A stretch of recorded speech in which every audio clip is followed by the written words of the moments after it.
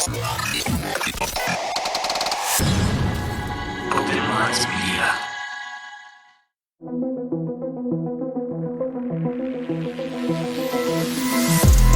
reality we live in can be a very strange place.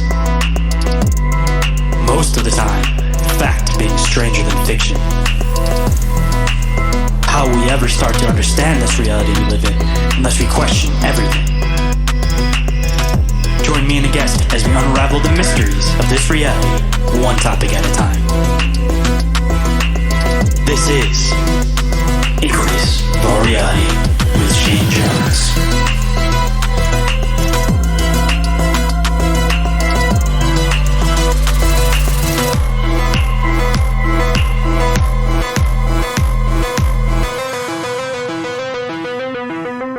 What is up, Inquirers, and welcome to the expanse of deep, open-minded conversation.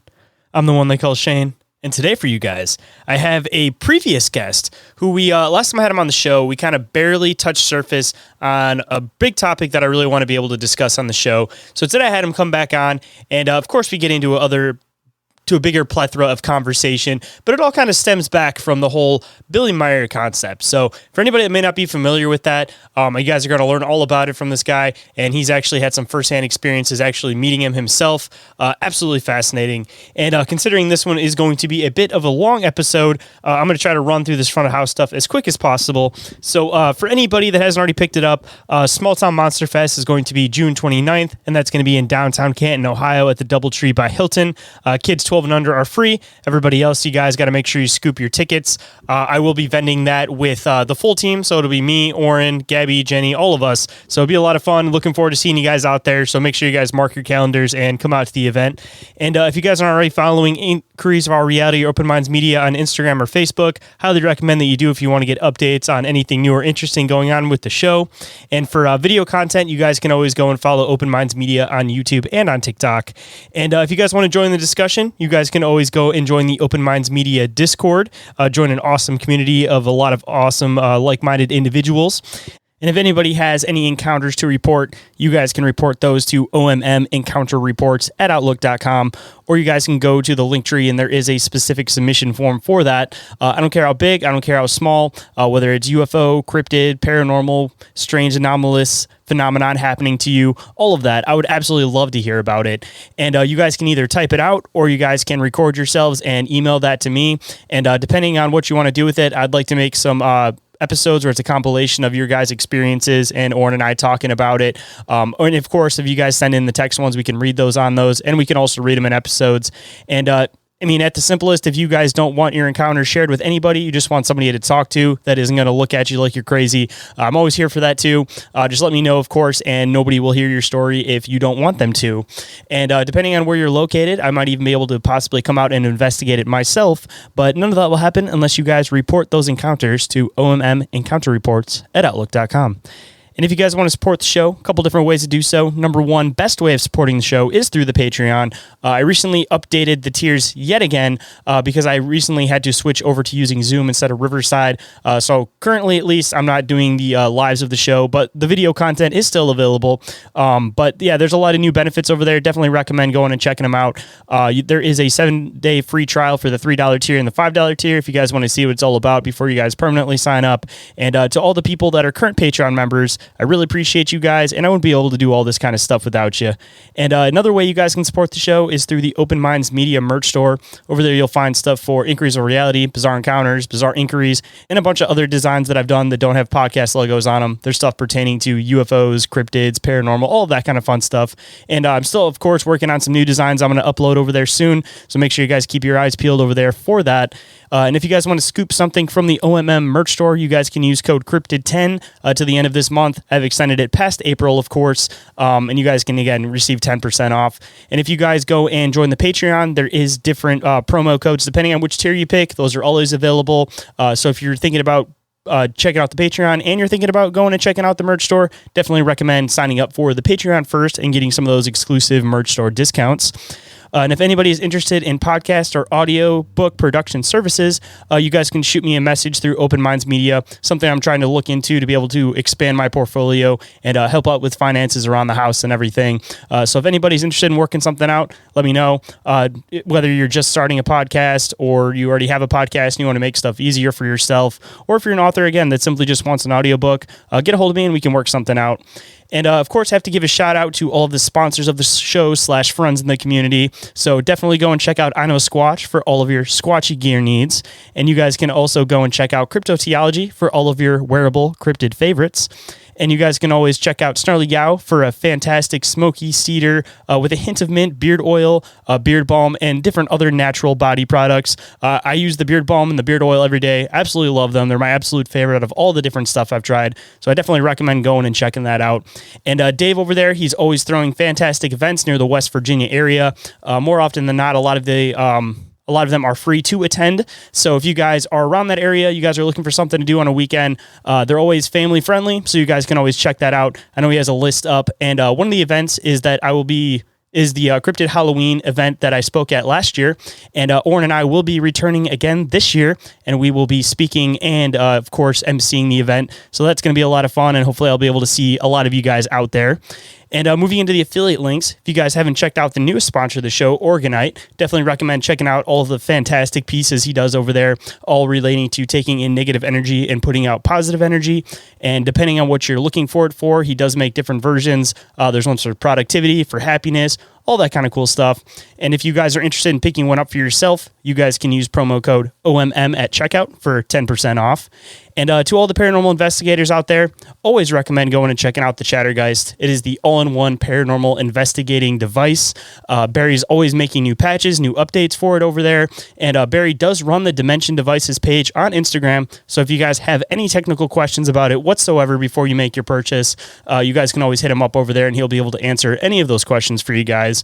And if you guys are planning on scooping one, you guys can use the affiliate link, and that will get you 10% off at checkout. And just so everybody knows, it's in pounds because he is over in the UK, but it does convert, so don't be discouraged by the fact that the website is in pounds. And again, using those affiliate links greatly goes back towards helping the show, and I appreciate you guys for using them. And every single thing that I mentioned is all available in the link tree, which is available down in the show description. And with that, let's get into the show.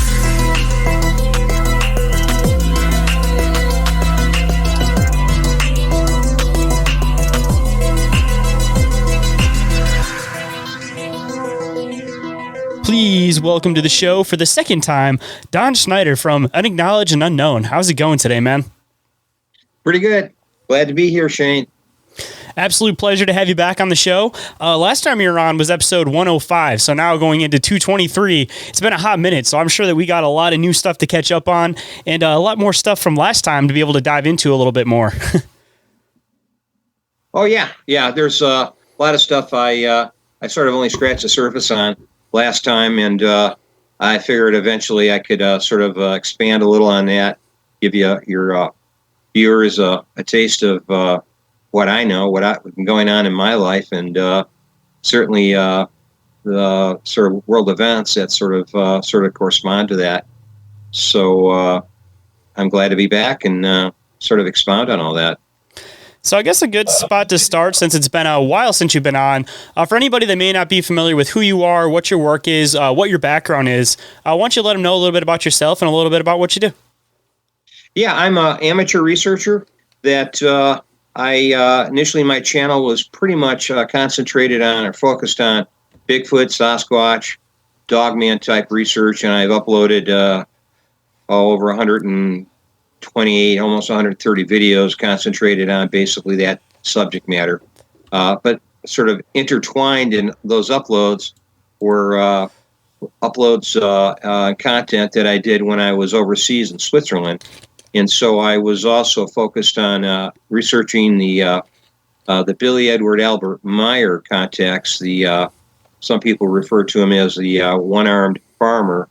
It's far from a one-armed farmer. That's just one of the things he does. He does farm, but he has a lot of other expertise and skill sets.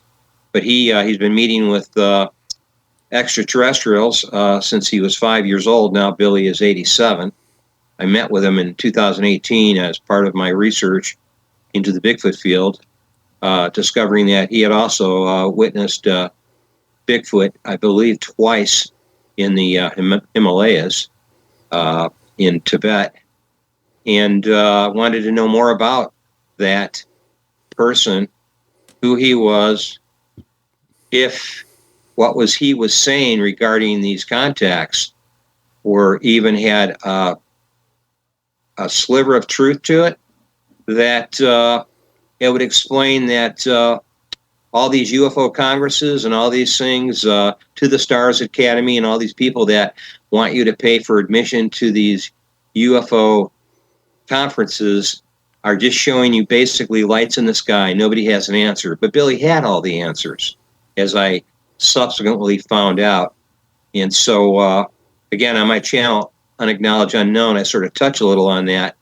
But my research continued. I'm sort of the person that I don't rely on what I read on the internet or even books or third-party authors that expound and talk about and have written books about the Meier material, never having visited the center, never having met Billy, and know very little about it other than they are detractors and attackers.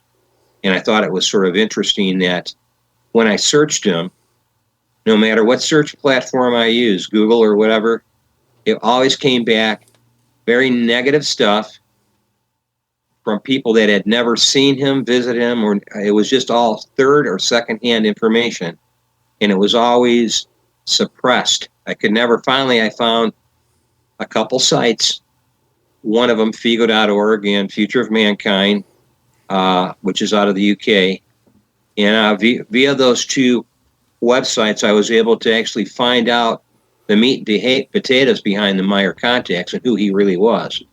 Up until then, he was buried on the, this is back in 2009 or 10 when I started researching him. You do a Google search, he was buried or being, he'd be buried so deeply back on page, 12 or even in some cases the 50th page on Google with a minor note with a link. And it was sort of, I thought, why is it? And then I read the Wikipedia, what Wikipedia was putting out there about him to the present, to currently, and it was all negative, made up stuff, claiming it was a sex cult, was all this, knowing the intelligence services pretty much control Wikipedia. I realized it was more of the same, and I was like, what are they trying to hide? And that's how I went about my Bigfoot research.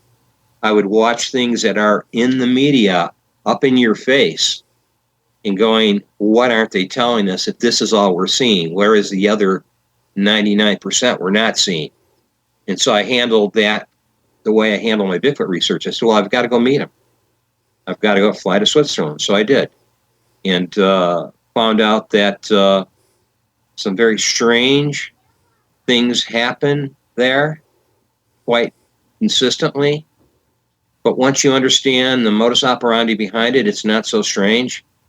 It's like that old question about the Green Bank formula, which hypothesizes that based on all the civilizations that could exist that were, say, we're a type 1 or 2, if you would get to a type 4 or 5 civilization, they must exist other than to say that we as human beings live in a vacuum on this planet we call Earth and are the only intelligent species that exist in the entire universe, which to me is very human-centric, egocentric. And I felt that was highly unlikely. And so I thought, well, if it's true about some of the Eric von Däniken books, Chariot of the Gods, and that ancient astronauts have been visiting us since ancient times, who's to say they ever stopped?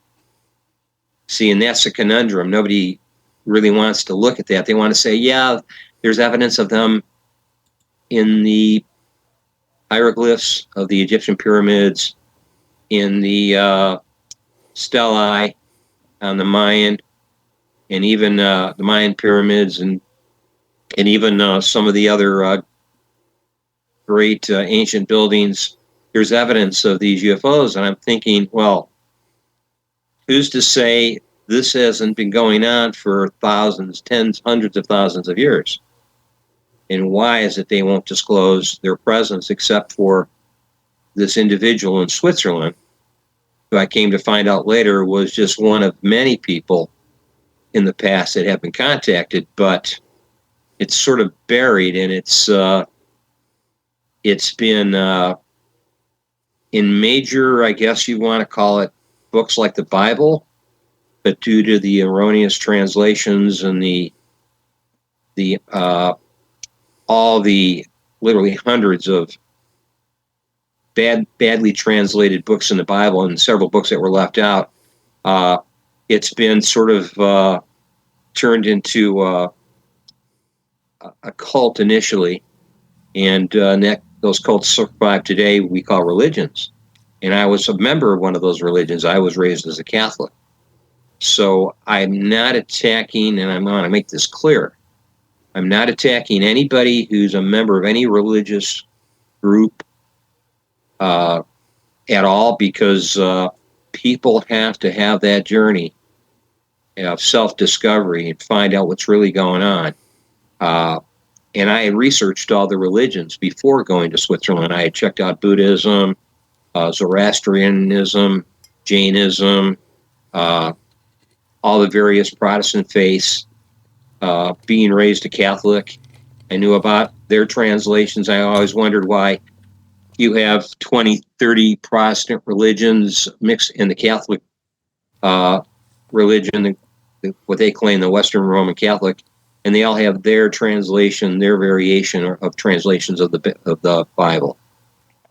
So I thought that was quite unusual, and so that was sort of in the background when I'm doing all this Bigfoot research. I kept coming back to the Melba Ketchum, I should say the Sasquatch genome study, and why it rang a bell of familiarity with me.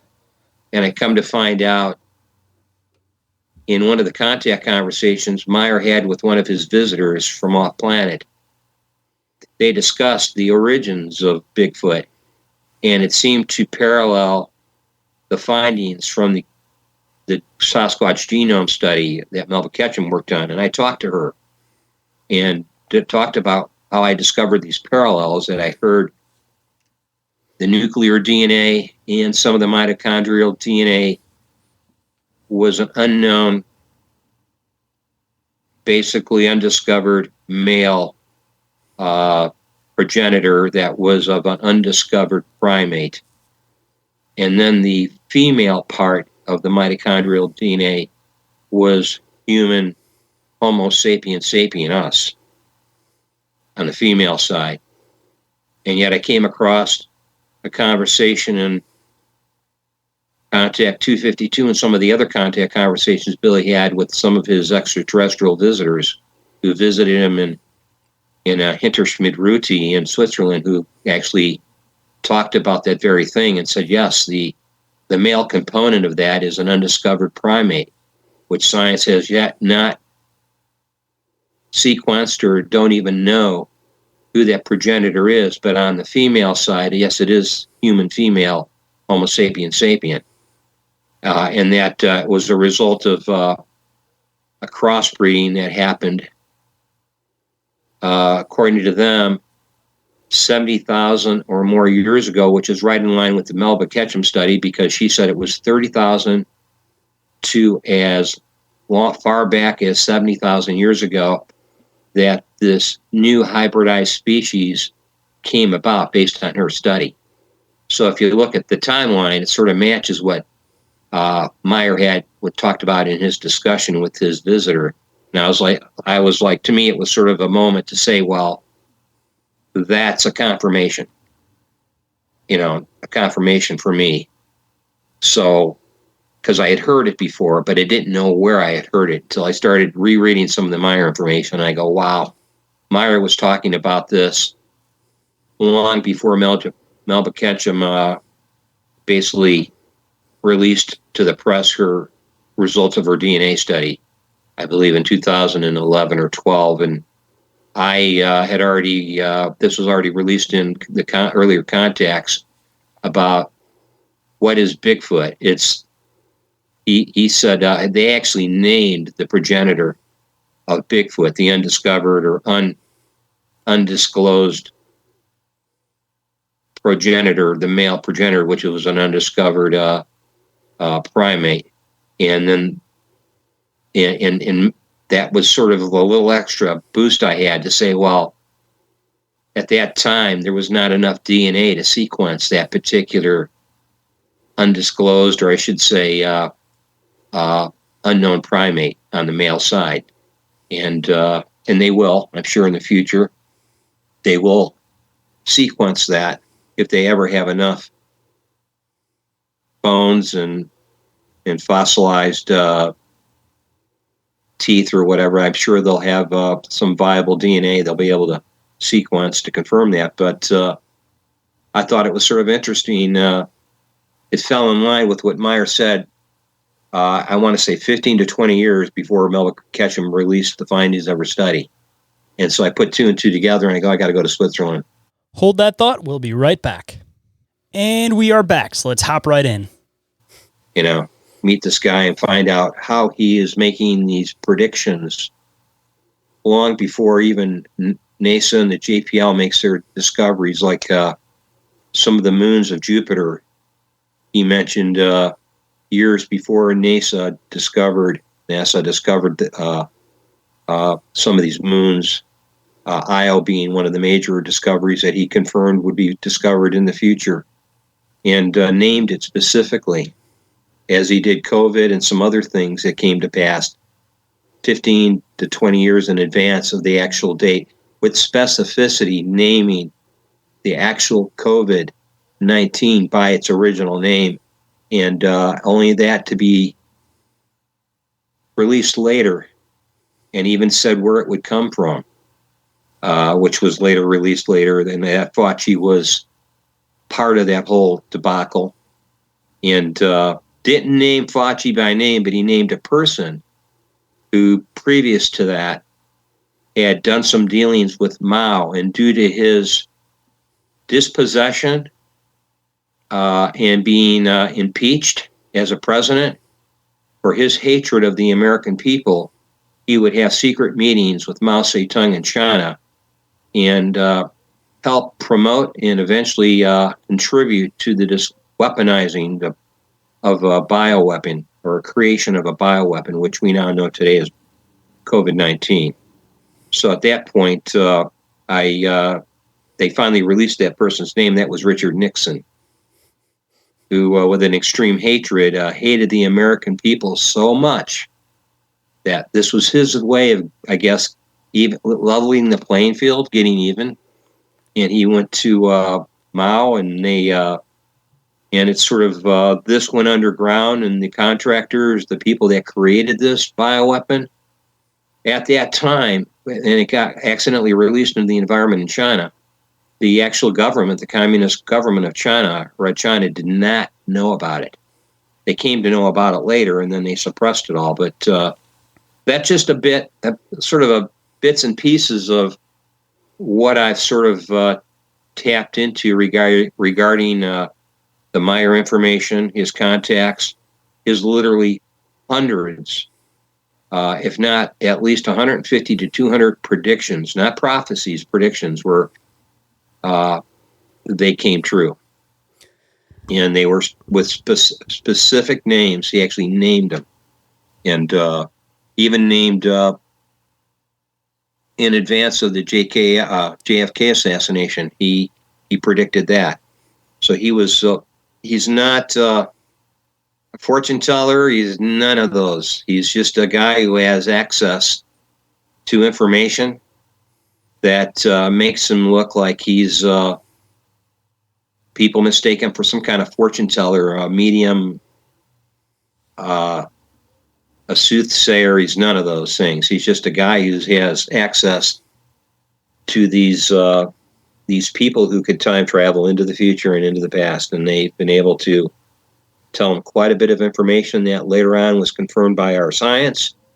events that came to pass, world events that was confirmed by events in our news.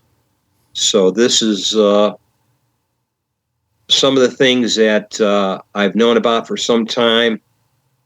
You can't talk freely to people about it because it changes. It's an attack on people's worldview. And I understand people can't handle that.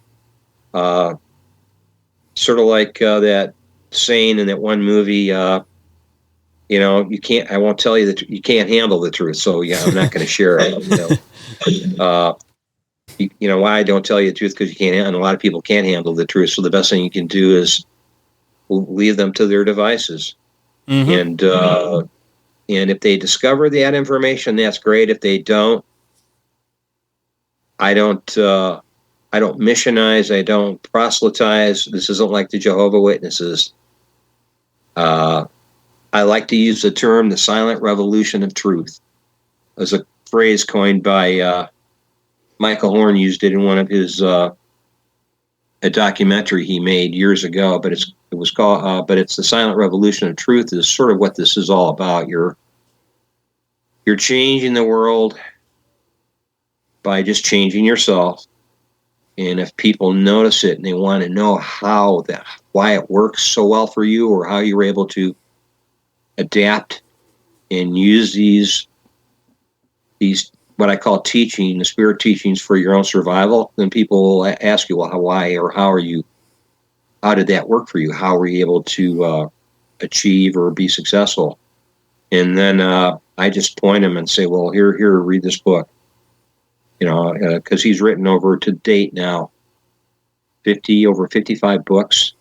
Oof. That's not counting the thousands of pages he's written on the contact notes, which have been ongoing since officially 1975 to the present, and still going once a month.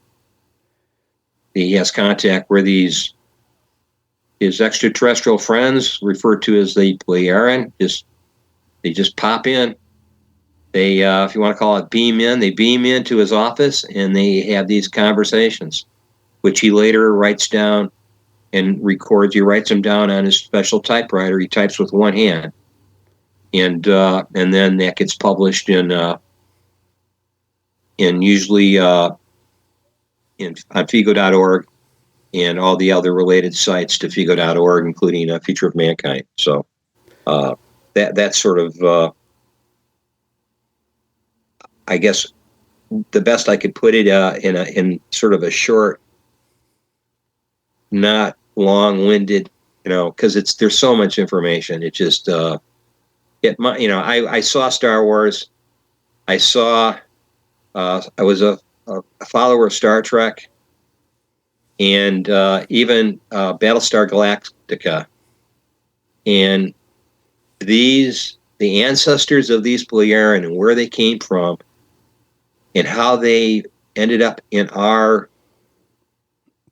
on this singular long arm of our spiral galaxy where it ends, where our solar system is, and how they found 22 million years ago, their ancestors found their way here. It's better than Star Wars or Battlestar Galactica. I've seen all those fictions, and I'm like, it sort of makes you wonder, how the science fiction writers, they're getting this information too. Mm-hmm. They're getting inspired. And so they're being inspired, and they call it an impulsation. It's basically they're trying to evolve the humans of this planet in such a way that when we think we're being inspired, in some cases we're giving, I guess you'd say, we think the inspiration is coming from wherever our subconscious, but it's actually coming, in some cases, it's coming from, like with science fiction writers and scientists and inventors, it's coming from, it's basically a telepathic impulsation. And you don't know where it comes from, and so then you go and you create the blueprints and then build it, and then you end up with moving the ball down the field a little farther when it comes to the technological part of evolution. on our planet. And an example of that would be Einstein and Tesla would be examples of that, especially Albert Einstein. Did they know they were being inspired and contacted? No, they had no clue. But they did that for a period of time, and there were up to 17,000 people on this planet that were receiving these telepathic impulsations or impulses. And when asked, could they tell the difference between that and an actual inspired thought, they said, there's no way. That's how it's set up. So when I was like curious about it, and so I did a lot of reading. And to date, he's got 55 books published, and I believe there's only 10 or 11 of them that have been translated to English. Because all the books I buy from that Billy has authored, they're usually the books are twice as thick. They come in, you'll have a page of German and a page of English. So they're split. So you can read the German and the English. But there's the other 49, 50, there's another 45 books that haven't been translated from German. They're strictly in German. So there's a difficulty in translation from German and English. And they don't use American English, they use British English. And there's a specific reason for that, because American English has been mongrelized pretty badly. Mm-hmm. So it's quite a bit different than British English. So they use specifically British English, even in the translations to English. So that's what part of my research uncovered for me. That he wasn't a hoaxer. It wasn't a sex cult, as Wikipedia says. It wasn't some kind of. It wasn't like. It wasn't a way to get money. He's not rich. He lives a pretty meager existence out in Switzerland, and people come out to work on the farm and help him out. And when I was there for a week. I spent 3 days working, three and a half days working on the farm. It's my way of paying for my stay. It's not like a motel. It's like if your relatives had a big farm up in the Detroit area, and I came to stay with them for a week, and I just expected them to put me up free and let me eat all their food, and I just hung out. They probably wanted me to milk the cows, go out and, harvest the corn, whatever, do some work, and that's how it is there. You work for your meal, you work for a place to stay. Nothing's free. It's sort of like a barter or trade system. You work and you work there, and you get one free meal a day. Another 2 you pay for, and they're not expensive. And then you work, and you can stay there if you can either camp, and for the older people they have these. Basically, it's like a trailer, like a travel trailer that's been parked. They have a couple of them there, and you stay in one of the travel trailers. But it's people here in the West don't know about it. It's so full. When you go to any of the people that are the well-known people in the UFO or a UAP circle, and you bring up Billy Meier and his incredible photos and Super 8 footage. I think it was Super 8 and also 16 millimeter footage. It's so good that they've adopted the expression, it's too good to believe. I mean, just to give people some context, in X-Files, this is like one of the images that everybody knows. The I Want to Believe poster is one of Billy's photos, just so everybody kind of knows who we're talking about here. Yeah, that was used, and I believe at some point later on, the producers of the show finally agreed to legally, because I believe they had to legally get copyright for it. And Figo was, I believe, brought that to their attention. And so then, of course, they had to pay a copyright fee or whatever to use that picture with the I Want to Believe printed on the bottom of the picture. And it's not the only time this has happened. There was a dealership in Australia that was talking about some car will fly. It's like better than space travel. And they had a picture of Billy's UFO, one of his Beamships, he calls them, not UFOs, that was out of either Saddleleg or one of those spots where he had taken the photo. And me and another person contacted him and said, it's a violation of copyright. You need permission. He took that photo, and it's sort of was at a time where it wasn't really on the internet. It wasn't considered open source. And so they took it down. They had it on their window, to sell cars. And I said, well, that's pretty crappy. I said, that's not what it's not really about selling anything. I said, sure, that's the eye candy, which leads you to want to know more about the Meier information and the teaching. There's a teaching that comes along with it. People ask, well, why are they here? Well, they're here to maybe uplift us from our devolution and our constant worrying, and to get us to move on to the next chapter of humankind, which is hopefully eventually peace and harmony and get away from the drudgery, the killing, the sickness, the disease, and poverty, and all this, including the major contributor, overpopulation. But yet, that requires being connected again with nature, which is sort of and nature to me is a mirror of creation, a mirror of the universe. We can call it universal consciousness. And the few people that have followed those teachings and applied them in their personal lives have seen major changes. I admit that myself. But unfortunately, here in the West, we're basically all about war and control and hegemony. And that is very hard to understand for people to grasp. They think war is great for the economy. Is like saying death is great for your health. It's just like an oxymoron. It never seems to work. It's great for the pharmaceutical industry if you're kind of looking at it that way. War is only good for the military complex. It is. And he realizes that. And I mean, to date, when I was there in 2018, it wasn't just suppressing Billy's information. They're trying to get rid of him. And I believe it was when I was there in 2018, earlier that year, or it was the tail end of 2017, his 23rd assassination attempt had happened, and he survived it. Now here it is. It's 2 more have occurred, so he survived 25 assassination attempts. And in some ways, his visitors are protecting him.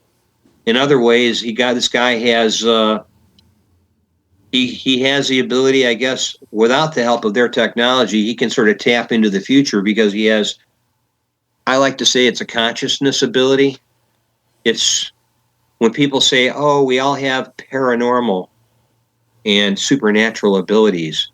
I always like to say, no, it's all normal abilities. There's nothing paranormal about. Just paranormal until you understand it. Yeah, it's right. It's not paranormal when you understand it. And I always like to say that it's all normal. It's just that it's so. It has become so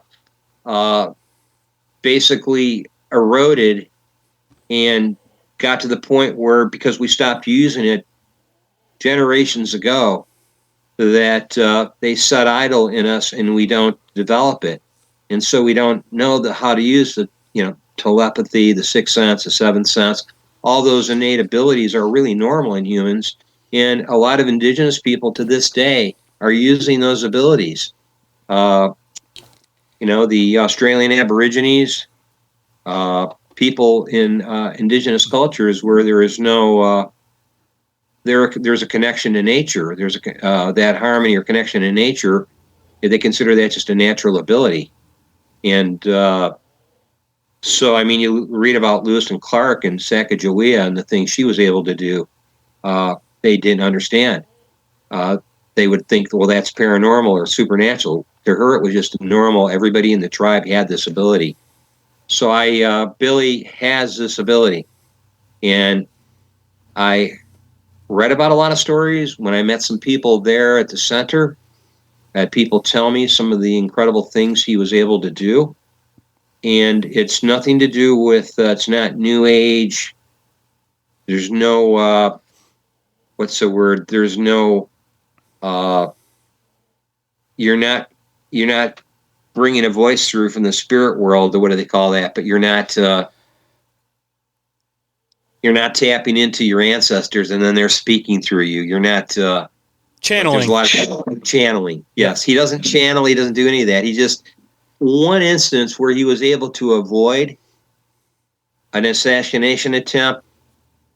He, the night before, had a dream, and in the dream, he pictured walking outside with two people that were there. I believe Wendell Stevens might have been one of them. There was a third gentleman, and they walked outside into the yard, and a shot rang out and hit him in the chest in the dream.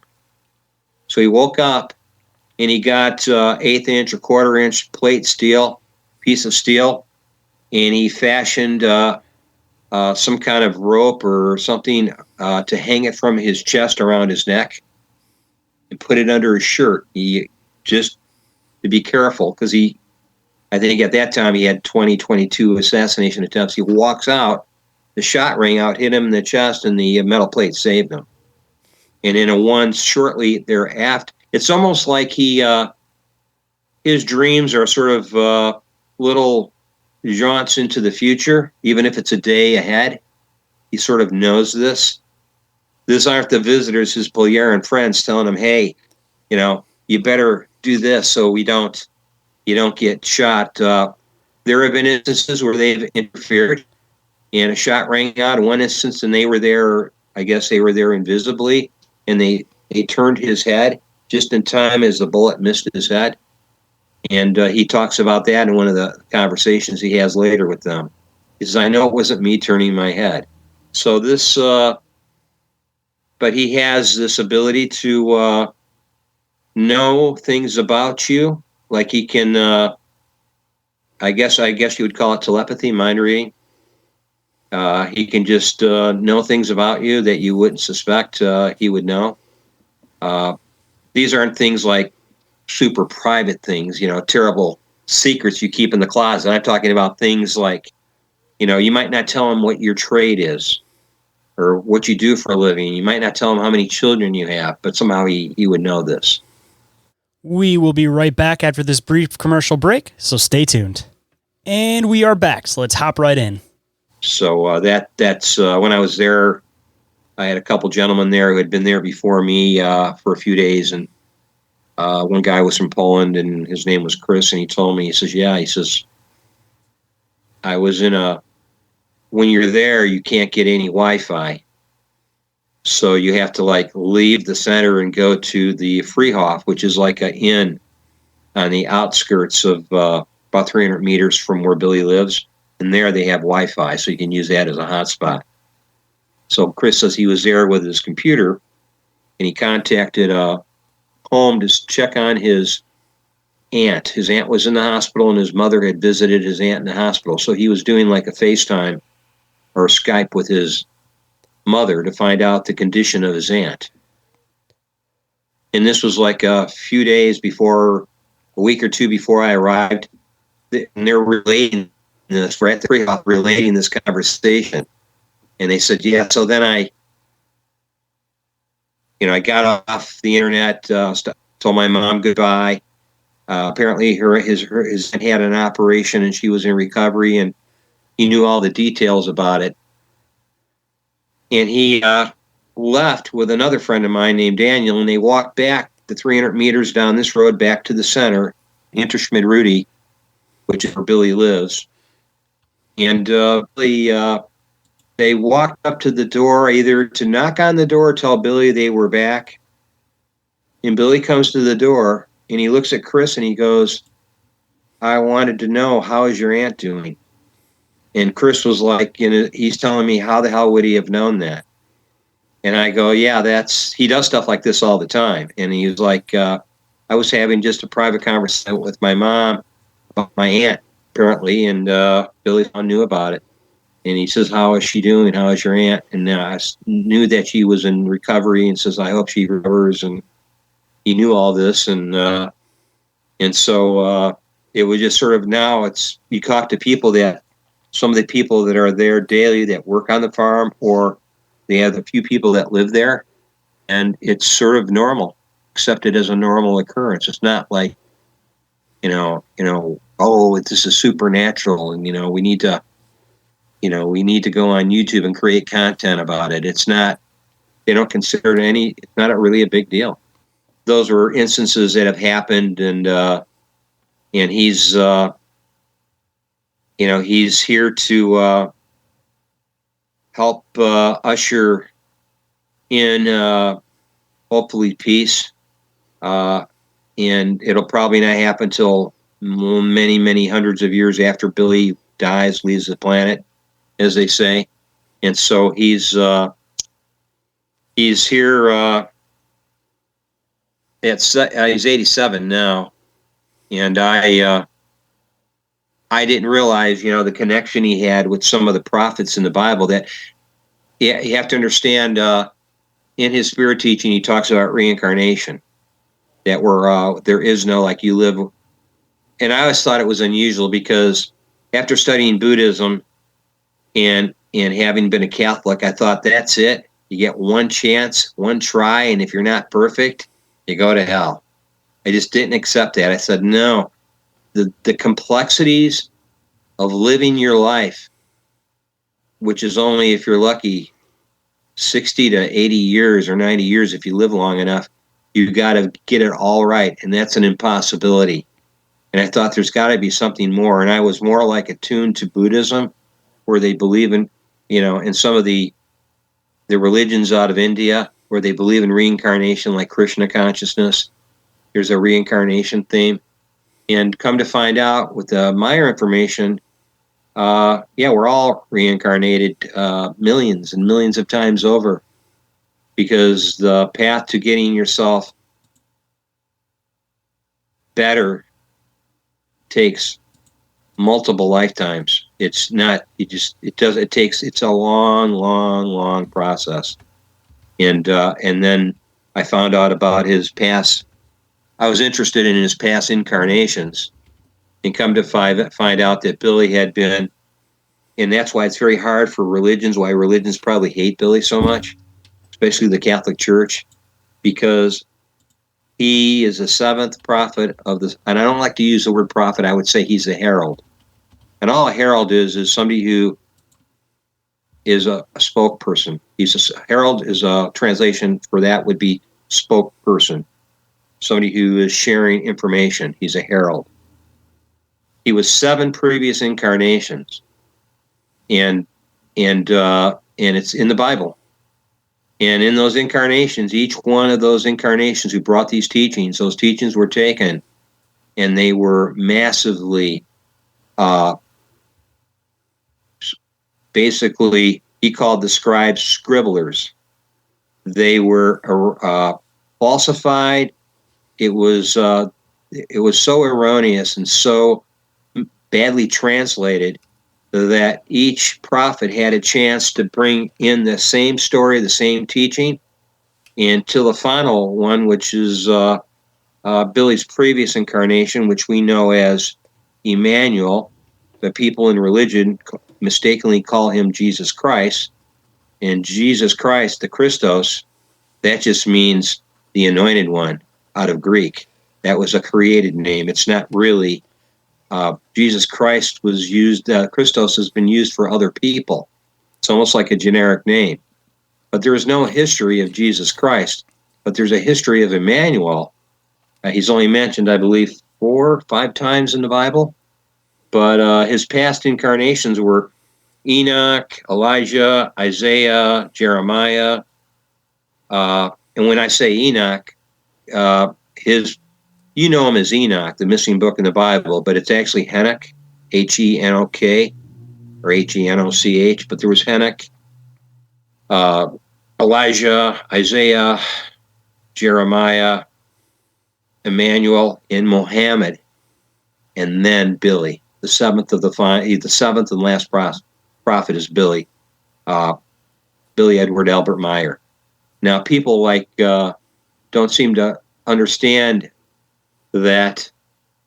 Well, they all brought the same information, the spirit teaching, at a time in ancient times to the people of Earth. And these are at times when, even in the time of Emmanuel, you might have a big community like Jerusalem or Bethlehem, and there might be one scribe, one person who can read and write, and the population at large did not read and write. So you had that one scribe who would transcribe all the information from Emmanuel at the time. So that was a big problem even with Muhammad. And so a lot of those scriptures became mistranslated, a lot of erroneous and contradictions in those translations, and they became spawned as cults, and those cults became what we know as major religions today. And it's not embarrassing to be part of a religion, because all religions, at least most Western or Abrahamic religions, have good values that correspond or run parallel to the spirit teachings, like treating your brother as you would yourself.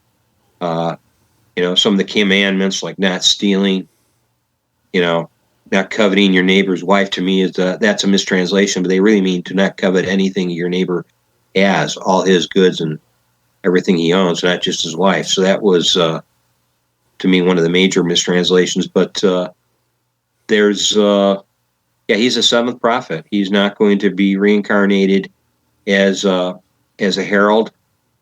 And the main theme of the spirit teaching is you are your own teacher. There is no guru. There is no one above you. There is no priest, no prophet. He doesn't even like to use the word prophet, because a prophet sort of insinuates that it's somebody who is a channeler or somehow has some information that makes him better than you, that puts him on a pedestal. It's not any of that. He's just he's a herald. He's a proclaimer of the truth. And what you do with it is up to you. And so I always look at, don't believe anything, think for yourself.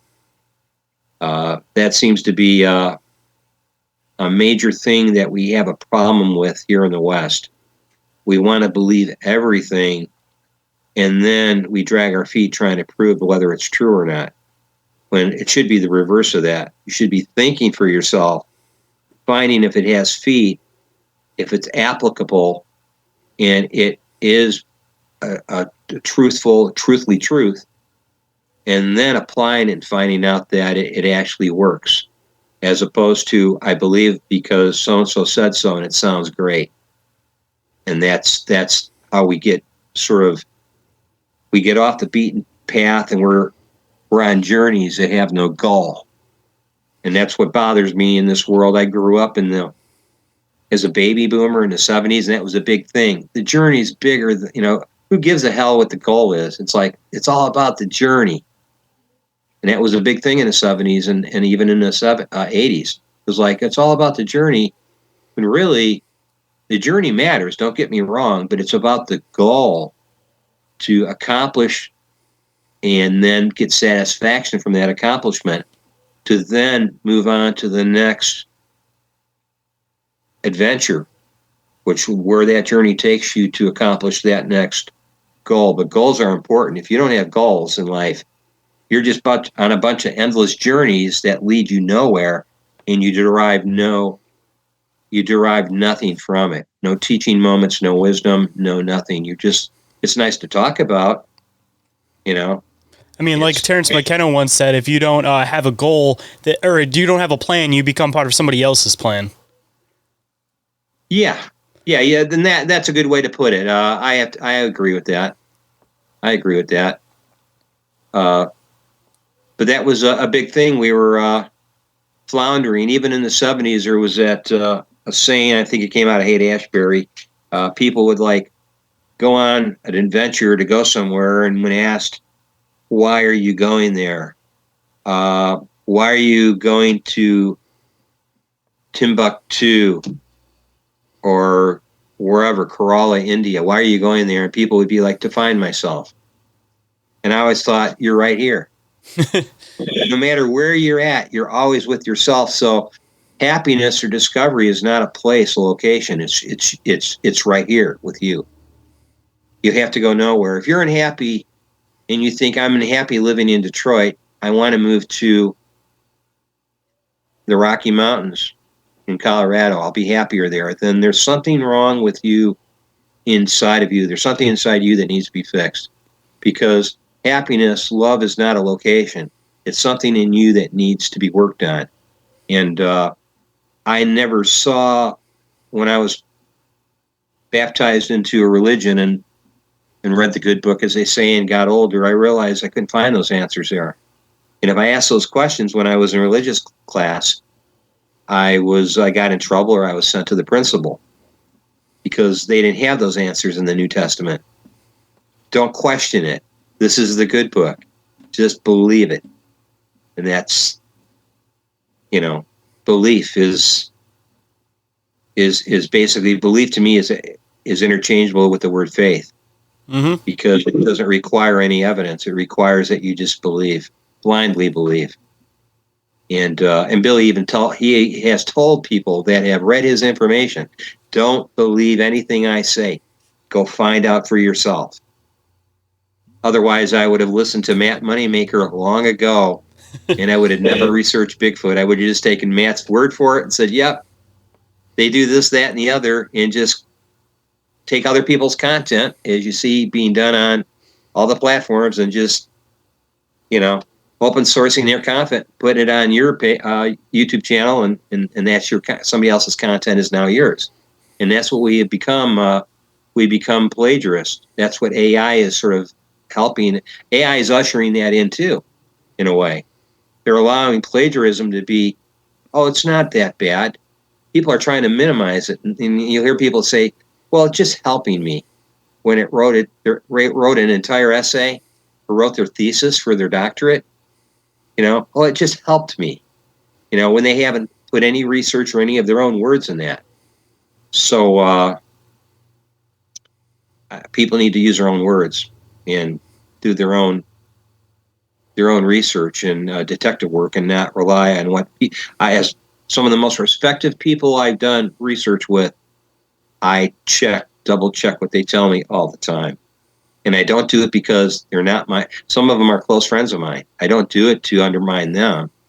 I do it because I have to, for my own sense of self accountability, and being realizing that really the buck stops with me, and I got to be self-responsible, rather than to say, well, my friend who's been a friend of mine for 20 years, who's never done me wrong, he said it was this, and I believed him, and now I realize he's wrong and I'm wrong too, because I believed him. I mean, that's just being scientifically minded. If something is being proven, then it should be able to be retested again and reproven again. And the scientific method is the best thing we have right now. As far as the evolution of human beings on this planet, that's all we really have, the scientific method. And Billy even goes, that's not good enough. But he says it's the best we have, and people should employ it. They should have a theory and create a hypothesis based on that theory, and then go out in the field and prove it. And if it's repeatable, then it's obviously that the evidence is factual. So, but it's so easy to get away from that, because people rely on feelings that allow that to convince them of the immensity of it all. So therefore they just give it and say, I believe you because you've never steered me wrong. Hold that thought. We'll be right back. And we are back. So let's hop right in. I mean, that's where science goes now, is that it's almost like its own faith in a way, because, nobody's really testing all of these things that are coming out with mainstream science, but yet everybody completely believes it because mainstream science is the people that are telling them that. But again, it's like you can counterfeit information all you want. Unless you're actually testing and proving this stuff yourself, you really never know for sure. You're just taking it at blind faith. You are, and a lot of the science is presented in all the news feeds, whether it's on the internet or you're watching print, reading print media or you're reading popular science. A lot of it, if you look at what's either been redacted or what's been omitted, you'll find a lot of it is just theory, and people don't realize it's theory based on observational. Actually watching what's going on in the heavens in the constellation. It's based on theory, and nothing's been proven. And so when they write these articles, people think, well, such and such exists. And then you'll find out the scientist who put it out, he basically, he theorized, he philosophized about it and never, but of course the editor or the person writing it, the reporter, he sort of admits all that. So what you're left is what you said, the faith of believing that he's telling you it's factual when it's not factual at all. So we have that's like evolution and the Big Bang Theory. They leave out the word theory all the time, and everybody takes evolution and the Big Bang as scientific fact without it having, again, the word theory at the end, because it is just a theory. When I went to college, they had Darwin's Theory of Evolution. I had to read that book. It was required reading. And now there are people that are more advanced, have the letters after their name, have researched it and find out 99% of what Darwin put forward was basically falsified. And he took parts of an ape skeleton and intermixed them with other parts of a skeleton to create the theory of monkey evolving into a walking bipedal upright ape to eventually a hominid, meaning Cro-Magnon and eventually us, which was actually the reverse of that is true. People don't realize that. But yet... he was also an occultist, too. That's the other ironic part, yes. Is that he was projecting the idea of evolution, but yet he had his own faith and background behind all of that when he was portraying that information. Like, everybody forgets that he's an occultist. He was a very flawed man. Yeah, I mean, he got his idea from Asia, from Tibet. It was a theory in Buddhism that man evolved from monkeys in the trees, and he took it one step farther, and he took bones from several species and put them together to create this hominid-like creature. And from that, he wrote Darwin's Theory of Evolution, and I believe he wrote a couple other books. But it was required reading. And when I was taking zoology in college, and I'm reading theorized stuff on this guy who died so many generations ago, and they're treating it as though it's moving the ball forward. If anything, it was setting us back, and nobody knew that because people were accepting that form of evolution is still to some degree accepted today as basically the impeccable, don't question this truth. And it's and in the Meier information they talk about it. It says, yeah, here's some things, some tidbits.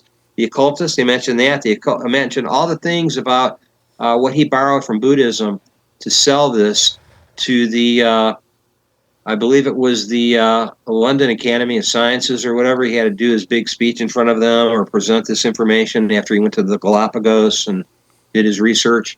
And it was supposed to be unquestioned. It was supposed to be taken because of the veracity of a man who many people thought because he had letters after his name, he should not be questioned. And yet some of the most allegedly astute people and most educated people in our society today can still be the most corrupt. People think that intelligence and being super smart is somehow proportional to being wise, and it is not. That has nothing to do with it. You can be a very person who is just, I would say, not highly educated and have a lot of wisdom and be common sense based and a very good person. But you could be people that feel that being super smart on the average of almost being savant smart is somehow proportional to wisdom, and it is not. Those two things are mutually exclusive, and sadly, people don't understand that he could never mislead me. He's super smart. I hear that all the time. He's the smartest guy in my class. I trust him immensely. And then you find out he's making trips to what's his name, that island. or I don't want to get into names here because I don't want to have you flagged, but I mean, it's also the control of information too, because I mean, if you present a theory and it fits the narrative that they're trying to project versus if you create a completely intelligent other theory and that doesn't fit the narrative that they're trying to push, if you have those connections, and again, him being an occultist, having those connections with higher society, of course they're going to portray the message that they want with his information versus something else. Like there's a reason why they're picking his information and making it part of the narrative to begin with. Oh yeah, they're selling. Again, it's the elitists and the globalists all stick together, and they benefit from each other. So they promote.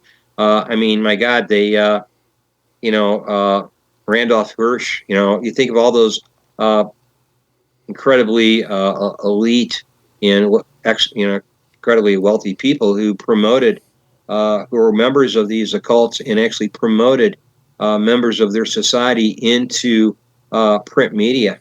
Promoted their stuff, and that's why Houdini back then went around busting them, because he saw it. He went to these rich places where all the wealthy lived on Nob Hill in San Francisco, and he sat in on the on these Ouija board sessions and these occult sessions, and he busted them and found out that they were all charlatans. They were all, they'd hire they'd get a gypsy in there, and she is getting paid well, and she'd they were all tricksters, and it's still that way today. I just call it New Age. They have a term for it now, and it's still around. It was around in the 60s when I was in high school, and the New Age thing is still going on. You'll still have people channeling, trying to convince you that they're channeling some person from Mars or some person that died several generations ago, and you have no way of proving it. And I have to accept to some degree that there's people that are so susceptible and gullible that the money never runs dry. These people always have a job, and I mean, you see the same thing with with gypsies, for example, that if they are actually a legitimate fortune teller, then they're not going to be sitting here telling people exactly what they want to hear all the time. Because I mean, when people go to these like modern day gypsies and like the little shacks that are set up everywhere, it's not like they're giving them bad people negative information, which more than likely could be what's going to happen to them in the future. They're usually telling them what they want to hear, and it's just a matter of taking advantage of people that want to have faith in something versus like the people that are actually out here who are able to actually do those things. And they're going to tell you whatever information they feel that you need, and even if it isn't something that you want to hear. But of course, if it's something you don't want to hear, you're not going to want to pay for it. So, yeah, and that's always usually right there. You sort of put it in a nutshell. The charlatans and the soothsayers and the mediums, they don't do it for free, and it's high profile. Everybody wants to know who they are, and they get their name out there.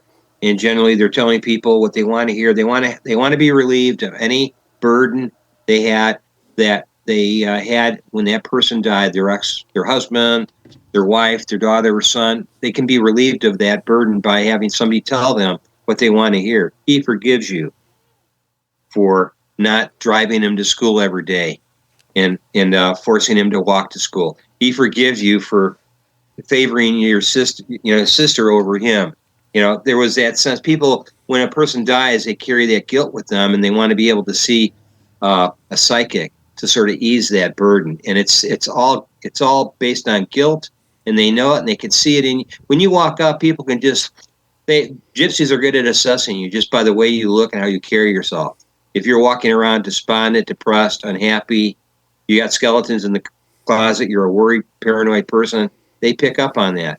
The people that really know who they are, who have composure and have confidence in themselves and know who they are, you never see them going to a gypsy fortune teller, because they sort of know their own immediate fortune. They're the guides to their own.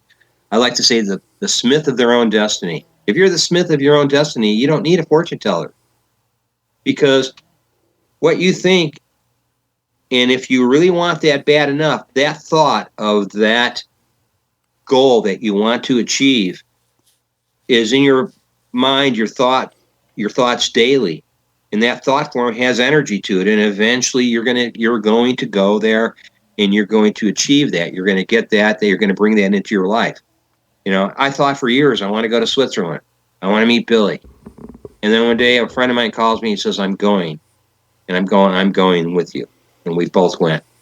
And I was like, I want, there were just things that your thoughts, just like words, have an energy. And if you, that thought form, if you work on it daily, like it's just like that car you want, and you wanted it for 3 or 4 years, and eventually you get it. It's not a result of not wanting it. You work toward it. And all the little things you thought about in your mind, you did daily things that effectively moved you closer to that goal. As minute as those things were, and you didn't realize you were doing it. So people think it's magic, like, the law of attraction. No, it's not. It's the smith of your destiny. That's what it is. You're working toward it, creating this thought in your mind on a daily basis. And you may have that thought for years on a daily. Think about it a couple times a day or intensely. And eventually you'll work toward that goal, as minute as it may be, and eventually you'll achieve it. But it sounds better when they sell it to you on the law of attraction, because it all sounds magical. And it's like, I will think about $1 million, and it will just miraculously just appear in my life at some point. The new age term of manifesting. Yes, it'll manifest. And it's unfortunate. And actually, if you read up on the law of attraction, how Abraham intended that and how he wrote about it, it's not what it's been mistranslated to mean, what the New Agers are selling it to you as nowadays. That's a bunch of malarkey. Unfortunately, it's foolishness. But I look at it, it's like science. You have to have the evidence to prove whether it's factual or not factual, and then proceed on to the next, whatever your goal is or your next adventure.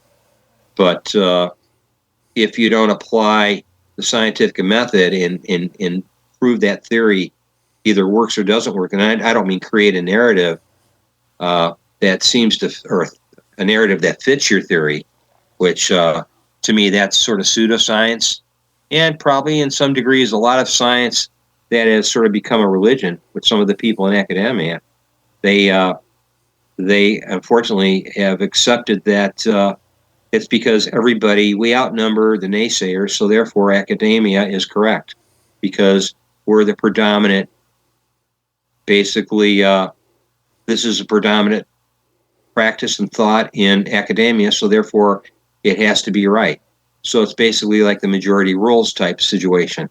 And if you look at Galileo, that never worked for him. He was basically he had to keep all his stuff secret and put it in code so the church wouldn't burn him at the stake.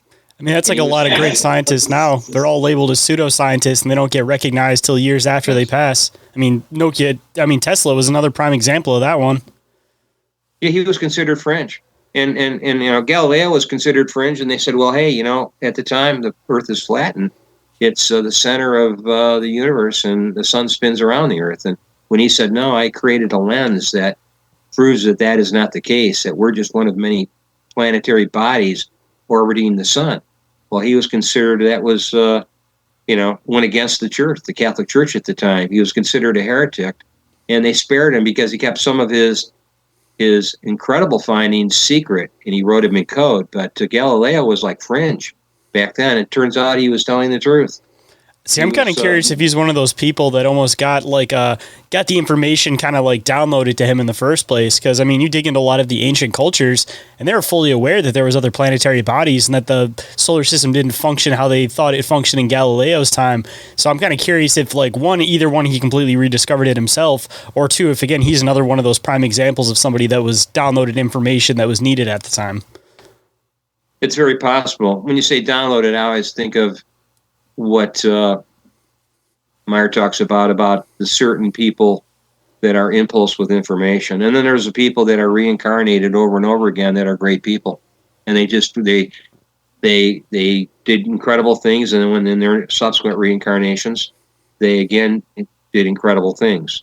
And so I always look at those people and say they had the information in their previous personalities, so there was that connection that they were sort of part of that. And so I think about the seven prophets, Billy's previous incarnations, even his incarnations in between those incarnations, where he allegedly was Mozart, and he was these great persons, Mozart, Aristotle, and all these other persons in between the incarnations. So he, a lot of people don't know that.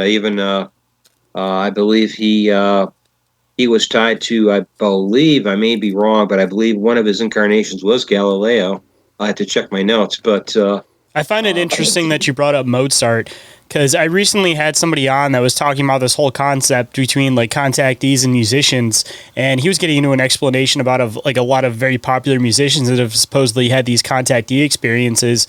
So I mean, when it comes to like elevating vibration, trying to bring up the human race as a whole, one way to do so is through music. And I mean, think about how big of a stamp Mozart put on music. So I'm kind of curious if that was one of the other lives of Billy, if possibly there was still some connection with the extraterrestrial world, and he was possibly trying to do something through frequency and through music during that lifetime.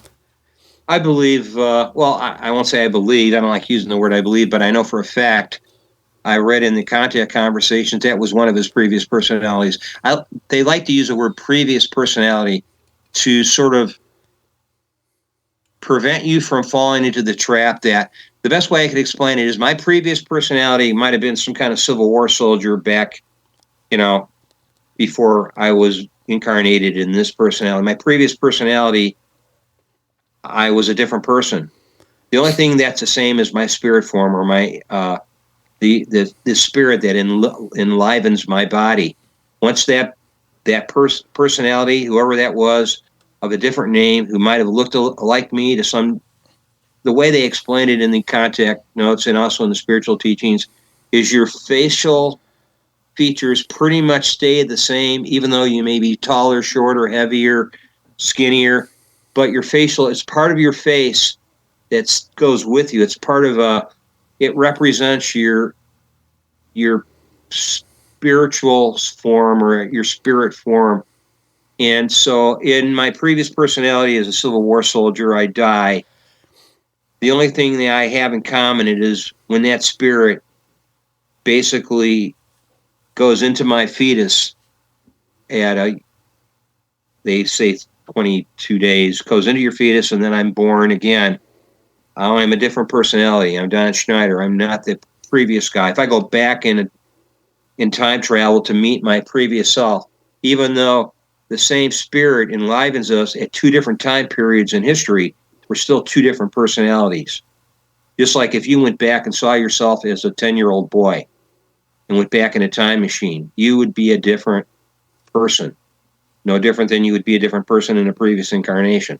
So Billy talks about that. He was all these different personalities, and people always say, "But you're the same." No, you're a different personality. Your history of experiences from the moment you're born and go through school and all the life occurrences you go through and all your trials and tribulations shape you environmentally, and your mentality, and everything is different than who you were in your previous personality, who might have been poor or rich. You might have been a serial killer. You could have been a really good person, a really bad person. And now you're here trying to confront those same issues again in this lifetime, to basically learn to do things right again. And it's not like karma, nothing like karma. He calls it cause and effect. Karma is, and I looked this up in the information, and they say karma is sort of it's a wrong term they use in a lot of Eastern culture, that if you're really bad, when you're reborn, you'll be reborn as a grasshopper or a beetle because you were a bad person. No, it's not like that. You're always going to be a human. You're always going to be reborn as a human. and so there is a series of, you go through these incarnations a long time. Hold that thought. We'll be right back. And we are back, so let's hop right in. He made the quote, 8 to 12 million years on average for the human lifespan before you eventually go back to half energy to end up pure energy. He says it takes 8 to 12 million years, and that means not just evolving, but developing yourself. And developing, that takes, if you try to develop yourself in one lifetime, heck, I'm 71 and I'm still making mistakes I thought I corrected 15, 20 years ago. So I imagine it's going to take many, many lifetimes for me to just fix that one situation. And we've got literally thousands of situations when you talk about the psychology of a human being. Harmony, even embracing your friends or embracing your enemies and showing love for your enemies, being a person of good human value, helping the neighbor. And I can go on and on, a laundry list of hundreds of things that I still work on in this lifetime, and I know I will never accomplish them because I'll never live to 500 years old or 1,000 years old. So I know I'll get another chance to come back and work on whatever I didn't correct or do right in this lifetime. I'll get another chance to confront that, and hopefully, and these are basically, I have to say, we are in a school. That's what reincarnation is in a way. It's like going to school but over 8 to 12 million years. You're going to school, and that's, you figure the human lifetime on average is whatever, 65, 70 years, even with good medicine. Lives, the exception is some of us are living longer, but he's a lot of his stuff is common sense, and I would say it's logic based, and it's very hard because people, I understand if you can't touch it and feel it and taste it, we feel it's not there. There's some element of what I call the fine fluido, not the coarse material, which is what science tests and knows about. There's that part of it. These vibrations are what I call subatomic particles that are smaller than anything we discovered, that will be discovered in the future. And we're going to find, right now, we know are the four what I call powers, or the four forces of nature: gravitation, the fine nuclear, the coarse nuclear, I don't know, but there's four of them. But there's a total of 7. There's 3 that we have not yet discovered. And that has a lot to do with part of the universe that we would probably label dark matter or black matter. It's we don't know. We know it's there, and it makes up the majority of the universe. The seeable universe, observable universe is like the minority. It's the makes up only 20 or 15%. The rest is black matter or fine black matter, and it's these are all going to be discovered probably in the future, far distant future, not in our lifetimes, but all we know are the 4 major forces. That's what I grew up in high school. They taught. There was the strong nuclear and the less nuclear force, gravitation, and the 4th one I can't think of right now. So I flunked that class. But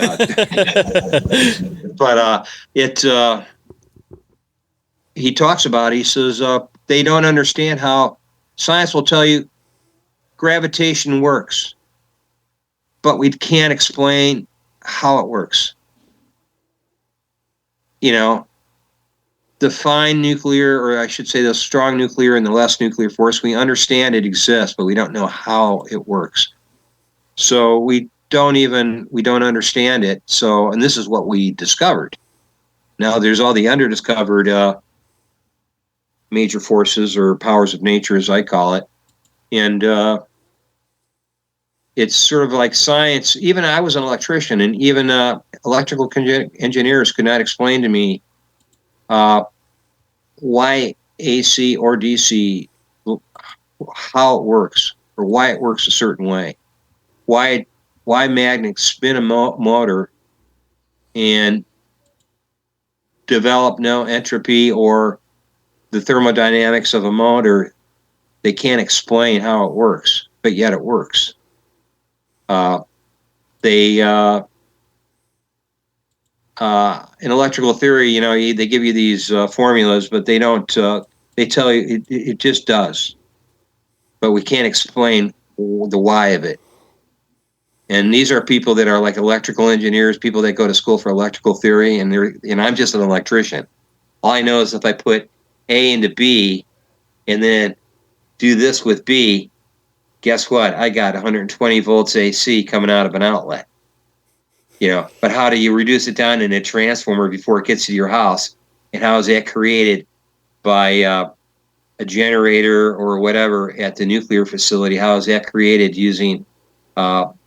They go, it just does. We know if we do this and that, this works, but we can't explain how it works. And so hopefully science will eventually catch up. See, it's sort of like the technology is ahead of us, and we're still playing catch up. Yeah, trying to figure out how we get it to work in the first place. Yeah, we're like trying to play catch up, trying to understand it works, but we don't know how. And that'd be an interesting conversation to have with somebody like Elon Musk. I'm sure he has his theories, but again, they're only theories. Like you said, they're only. You can't put faith in a theory. You can only test it, and if you get repeatability, then a theory now becomes fact. Well, I think our science has a long ways to go, and I look at it. Our technology has outrun our spiritual development. If you think about all the warring, racism, all the things people do to each other, you think if as human beings, if our sense of getting along in harmony and our spiritualness was in track matching the technology, there would be no wars, there would be harmony, we'd all be living happily together, and we'd all be everybody would be allowing people to disagree with you. Everybody would be agreeing to disagree, and it would be that kind of world. But it seems like we have all this stuff, all of this technology, and a good portion of it being weaponized. I was going to say they don't want that. Otherwise, Tesla would have been actually promoted for his work in the first place. But they make money off of war. They make money off of creating military use for this technology, because all the consumer technology that we get was all military grade at one point, and then when it became outdated to them, that's when normal civilians got it. Like, look at any piece of technology we have, from like computers, GPS, cell phones, all of that stuff. It was all intended for military purpose, and then once it was outdated, then civilians got it. Yeah, I think there was back in the 90s, they were saying, the military-industrial complex was ahead of us by 30 years. Now I hear it's probably closer to 150 to 200 years, maybe 300 years ahead of us in technology. And so what we're using now, if you look at the iPhone, whatever, 13 or whatever it is, 14, whatever they got now, that was probably whatever they have in the military now would make that look like the old flip phones, or not even that, probably the old StarTech. So when I heard about that, I was like, and that was straight out of the Contact Conversations. He says the military industrial complex, these corporations like McDonnell Douglas, General Dynamics, that all work hand in hand with the military, are creating this incredible technology that if only the people, the population would know, they would probably you would have civil war, you would have revolution. But because right now all we can do is put our hands up in the air and wring our hands, because there's nothing we can do, because effectively, and I had to sort of take it with a grain of salt when I read this, and I was like, I can't believe this is happening. I was sort of had to distrust for accepting the statement, even if it was from Meier. Meier says, the U.S. is a police state. And I was like, no, I don't think we're there yet. And I read this like 10 or 12 years ago, that we exist in a police state. And then once I started reading about the definition of a police state and what they are, we actually fit that definition now. Mm-hmm. And in many ways are a police state. We're subjugated by distraction of products and the next new Disney movie and the next new series on TV, the new Marvel comic, the Ark series, and watching more of those movies. And it's like, as long as the population is distracted, the globalist and the people running the police state can do what they want, and nobody's aware of it. And it's getting so bad that now they're doing it out in the open, and people just don't seem to care, or maybe we're just happy with what we have, so we don't challenge any of it. We don't, And I've been warned too by some of the people when a guy I met in Switzerland, he told me, be careful what you say. He says, this isn't Switzerland. You're in the United States. He says, the United States quite frequently does things to people, disappears people, and he says, be careful. He says, this is a police state. It's a democracy. It's an oligarchy parading as a democracy. That's what this country is. And as long as we feel it's a representative democracy, people somehow feel they still have their foot in the door to make change, but in reality, you don't. And I'm not telling people not to go out and vote. I urge people to go out and vote. I always have that hope. But when I was in Europe and realized the freedoms they had in Switzerland, and I was like, my God. I was like, and then people in Switzerland were telling me how they were afraid to come here. And when I came back to this country, I realized people in society are living a life of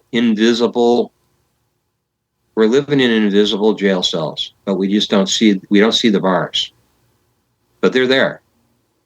And unfortunately, it takes the thinkers, the great thinkers in our Western society and all over the world to say, hey, as one Native American chief said, he said the great deception, the great trick they pulled on the American population is they had to put us on reservations. He says, and that was where we were confined, and we knew our limits, our borders. He says they were physical borders. He says the trick they were able to do with the American population, especially the young people, is they created basically a jail cell or a prison, have you, of all the products and all the things to make your life easy. So therefore, the big trick or deception is you've been fooled into believing you are free when in reality you're not free at all. So he says this Native American guy, he's dead now, but he was a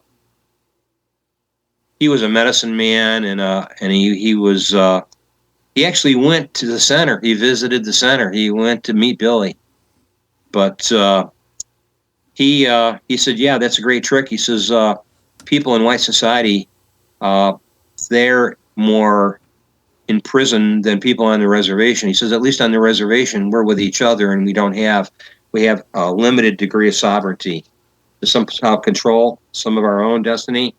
But in reality, as Russell Means said, he says, a reservation is just, if you look up a reservation in the BIA, I guess they have the BIA, Bureau of Indian Affairs has a book of definitions and all their acronyms, and each reservation has a POW number. So to this day, whether you live in Wounded Knee or you live in any one of those reservations, it's still a prisoner. It's a military compound. It's a prisoner of war camp, and it's still got the POW designation. He says so. It's he said, but we know we're confined and that we're prisoners. We know that. He says people in society. He says they built their walls around them, and they're invisible bars. He says and they feel sorry for. He said, I feel sorry for people in society that are our counterparts because they don't see it. He says they've been fooled, and they just don't see it. So. I mean, look at the debt slave concept. I mean, in the simplest means, I mean, they get people to want to have to buy all of these goods to make their life easier. And in turn, with all of these goods, then there's reoccurring prices for all of these things. People put themselves in debt trying to make their life easier. And then once you're in debt, it's a hole that you can never quite get out of because they just had interest. They had this on top of it. So then you get stuck into this reoccurring life of always just trying to hopefully dig yourself out of the hole while in turn putting yourself farther into the hole. So you have no choice but to go to work every day, to do this every day, to do that every day in order to try to get out of that hole. So you're entrapping yourself simply off of being a debt slave. I mean, even in the simplest means. Yeah. Hold that thought. We'll be right back. And we are back. So let's hop right in. As a debt slave, you can never actually uplift yourself out of that because there is never the pursuit of basically working on yourself and trying to better yourself. Because if you're working 40 or plus hours a week, 40 to 60 hours a week, and you're trapped in a 30 plus year mortgage, as you said, and you're a debt slave, you never find time to really pursue the arts like you should. Pursue the development of yourself. The development of your consciousness is the development of yourself. That's where you work on your relationships with your children, friends, strangers. You learn about yourself. But if you're constantly pulling those handles and paying the bills, you never get to work on yourself. So it's a time stealer. And what happens at the end of the life, end of your work career, when you're 67 or in some cases 70 or later, yeah, you got a few years left of retirement to live your dream. Well, now you're too old to live your dream or pursue what you really want. So basically it is a form of prison, and you work your youth away. I mean, you're giving away your youth to hopefully build yourself something in the future. But by the time you have something built in the future and you want to enjoy it, you can't physically enjoy it anymore because you're not young and able to move around and do all the things you want to do. Yeah, it's a deception. And sadly, a lot of people, majority of people in this country, especially, get trapped into it. And I see it over in the UK and I see it in Ireland. People are trapped into that way of life because they don't know any other. They want to capture you with a 30-year mortgage, which forces you to work daily until you're too old to work anymore. And then you sell your house or you get a reverse mortgage, which puts you into more debt, so you die in debt. And the day will come where hopefully we're free of all that. But and war is another way of creating debt. War is, and we're using it to develop the United States to create hegemony, which is control through globalism. We're using that to control all these other countries who now are indebted to this. To this day, Germany is still trying to work off their debt to the United States after all the bombings in Dresden, and we destroyed Germany in World War II, and then we went in and rebuilt Dresden. We firebombed the entire community, killing as many civilians. It wasn't what I call a war of strategy, where you went in and you picked out military targets and eliminated those. You went in and they got rid of not just the infrastructure, but neighborhoods, people, hospitals. I mean, they were killing civilian populations in Germany. And then the United States went in and said, guess what? We're going to do the rebuilding of Germany. And we're going to, just sort of like they attempted to do in this country after the Civil War. We're going to go rebuild the South. And what they effectively went in is they went in and rebuilt Germany and put a price tag on it.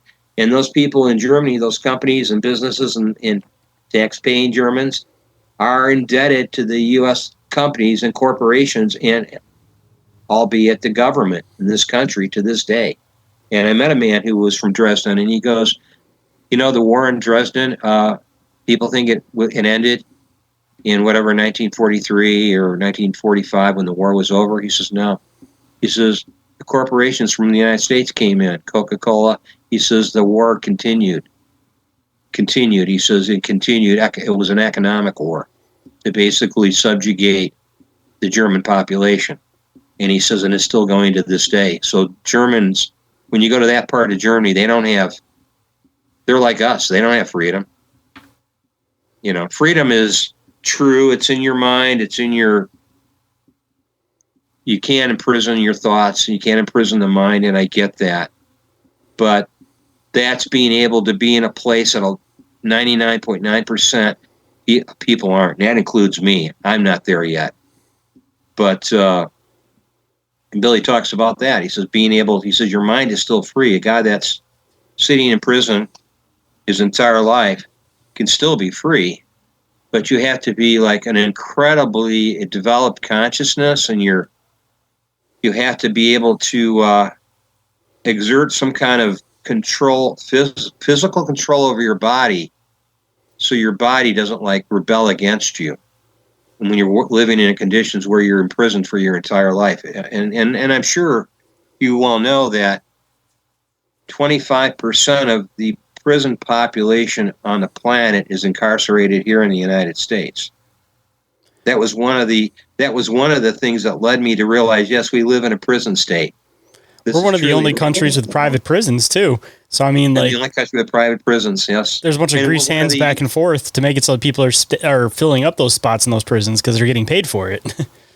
I think there's only, beside us, 2 other countries in the world that still allow the death penalty. We're lagging behind. When you go to countries in Africa and they outlaw the death penalty, and we're still doing it, that tells you, that tells you a lot about who we are in this country. It's all about the bottom line and control. It's the money and the control, and we want both. And it's always that 1% at the top that are pushing their agendas forward. And when I talk about Americans don't realize they're a prison population, well, even the people that are millionaires, that make up the top upper crust of the 10%, that are billionaires, they still to some degree are in prison too with us. They don't realize that the same things that we're going to suffer from, they're not going to be free from that, albeit even if it's in an underground bunker, they're not free from it, because all the people that work on their electrical, their plumbing, all the engineers, all those people, they're gone now. Now you're in a underground bunker and you just have money.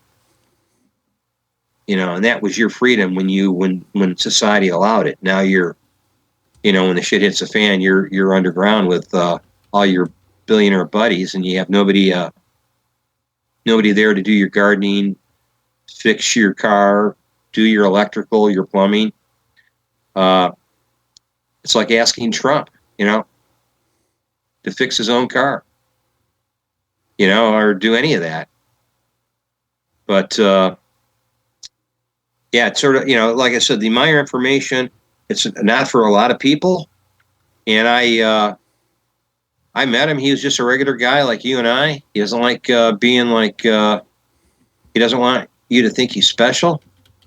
But best way I could say it, he's an old spirit. He's been around a long time. We're all old spirits, but he's a really, his reincarnations go back to Nukadim. I think it's 9.8 billion years. But all this stuff is hard to prove. I always take it with a grain of salt, and I go, it's interesting. The UFOs or the beamships are eye candy. That's what got me and sort of raised my eyebrows and caused me to sort of look deeper into it. I said, boy, these photos look really good, too good, compared to all the fuzzy photos that the Navy has, the Air Force has. People that have been filming UFOs in Brazil and Peru and South America have. And I thought, what if it isn't too good? It's too good to be true, as they're saying, but what if it is? It's not too good to be true. It's actually the real thing. And to this day, nobody's been able to debunk it. Phil Langdon, Cal Korff, they had claims to the contrary, but they were never able to prove it. Phil Langdon built models and hung them on like a clothesline type, like fishing wire. And you look at his film and compare it to Meier's film, or photos, they're not even in the same parking lot. They're totally, Billy's is, to me, they even went to an optical physicist, and there was another physicist that also reviewed it, and they said it's an unknown object, and they said it's not a model. So I kept coming back to the trough, as they say, saying, well, what about this? Maybe this isn't true. Maybe this prediction was too general, and it's not a prediction at all. It was just like, if I throw enough stuff on the wall, something eventually will stick. And I could not find a flaw. I could not find a way that Billy tricked us. And when I met him, I didn't see an ounce. My bullshit meter was on, and I didn't sense any deception. I didn't feel that he was there to promote some kind of sex cult. He didn't say much. I talked to him on the phone before I went there, and his English is fairly good. But the people that were there, I talked to them, and they seemed honest and upright, and they didn't seem like they were followers of the cult. There was no Jim Jones thing going on. Nobody was prevented from leaving. Nobody had to swear a certain percentage of their income to him. It was none of that. It was just, it's just like visiting somebody's house, and who has a lot of friends. And that's how he wants to be perceived. He doesn't want to be perceived as somebody extraordinary, although he's done some really incredible things that I can't explain. And to this day, people have sort of like, you can't explain it, and you just sort of put it on the table as something to come back to. So that's sort of where the Bigfoot research sort of led me, and now and I've sort of been doing that more than I've been doing the Bigfoot research, but I'm probably spending more of my time investigating the alleged claims by Billy based on his conversations with these visitors from Era, another dimension within our universe. And when I asked about dimension, I said, what's a dimension? And I looked up the definition. In German, dimension means universe. So it's a universe within a universe. So that sort of, so maybe there's something to what the physicists are saying about or the astrophysicists are saying about the multiverse. There must be something to that. I believe, the seeable universe that we observe, we're seeing just such a small, just minute fraction of everything. In the simplest terms, we only see 7% of the light spectrum. So, there's still another 93% of the light spectrum that's existing around us that we can't physically see and are not aware of. Yeah. Makes you wonder, He even explained ghosts, poltergeist. And that made total sense to me. That was more logical than thinking that my ancestors were coming back, popping in to visit me, and we're like floating around with the see-through bed sheets over their heads. I just didn't buy that. I thought, no, there's not. There's something else going on there. And his explanation made a lot more sense. It was more logical. It's very similar to, you're familiar with the Hope Diamond? Yeah. How everybody who has bought or ended up owning the Hope Diamond ended up having catastrophic bad luck. It was considered the diamond you don't want to own. It was had bad mojo, and everybody that thought, oh, it's worth whatever. I'm just taking a stab here. I assumed it was probably $150 million, whatever it's worth, and whatever family ended up getting it, either inheriting it, or buying it, ended up with a lot of bad mojo, death, sicknesses, just a lot of bad things happened. And I come to find out that gemstones and certain types of precious metals absorb vibrations and store them. Well, if you look at the history of the Hope Diamond in the beginning, there was some bad stuff in the early stages of the ownership of that diamond in the family that owned it. So a lot of weird, a lot of bad stuff going on in that family. Well, that diamond absorbed all that, and then subsequent owners that took that diamond were affected by those vibrations. Well, that's basically what poltergeist activity is. That's basically what when you talk about ghosts, these are emanations or vibrations coming as stored energy out of objects in the house, furniture, stonework, masonry, and especially gemstones. And that's one thing I've learned when I go into an antique store. I won't buy somebody else's, like if there's an estate sale, somebody has jewelry and utensils, sterling silver utensils, and they have all this stonework, vases and stuff. I won't buy it because I know for how many hundreds of years these things sat in those people's and their previous generations' homes and absorbed all the bad stuff more than the good stuff. And then, of course, bring that into your house. Those vibrations affect you. And that's basically how Billy explained ghost or poltergeist activity. He called it the fine fluidal or fluidal energy. He says fluidal energy is absorbed during your lifetime into your objects, especially your jewelry. And he says, and people that buy your old jewelry, if you had a tough life and you had a lot of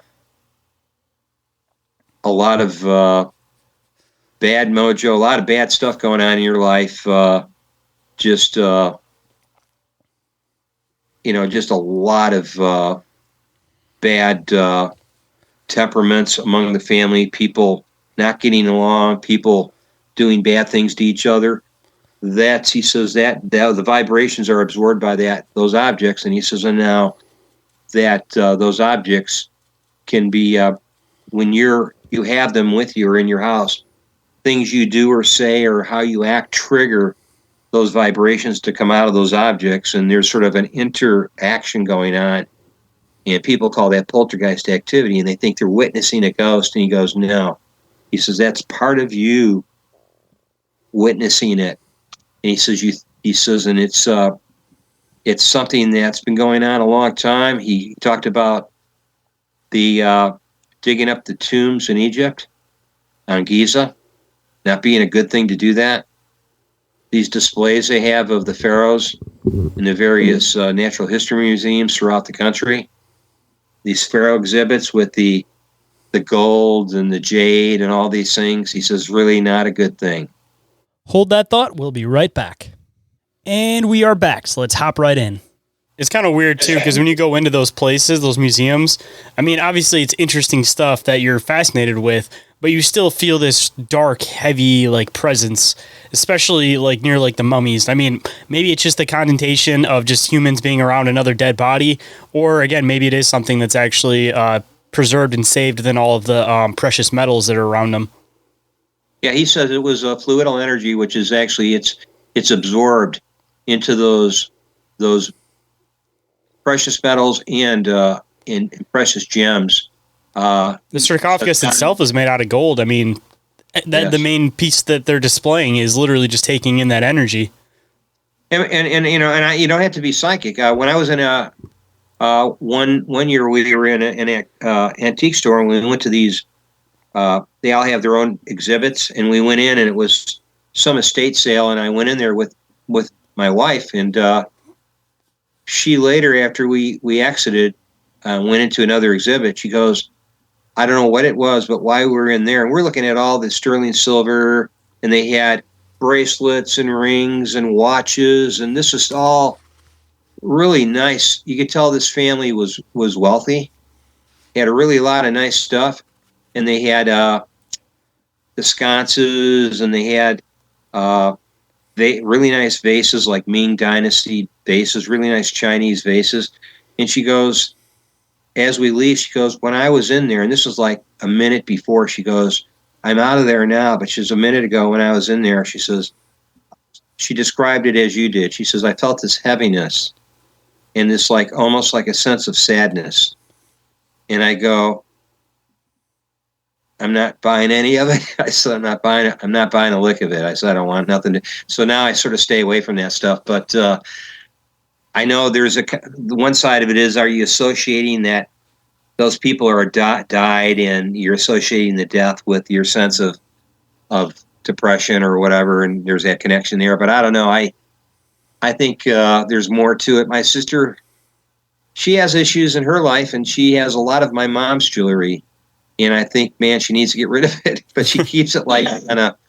She created like an altar to my mom in this room in her house. So she's got all the artifacts from my mom's life, as like it's like you're going into church, and it gives me the. I went down there with her once, and I was like, man, I'm just not digging this. I said, this is not.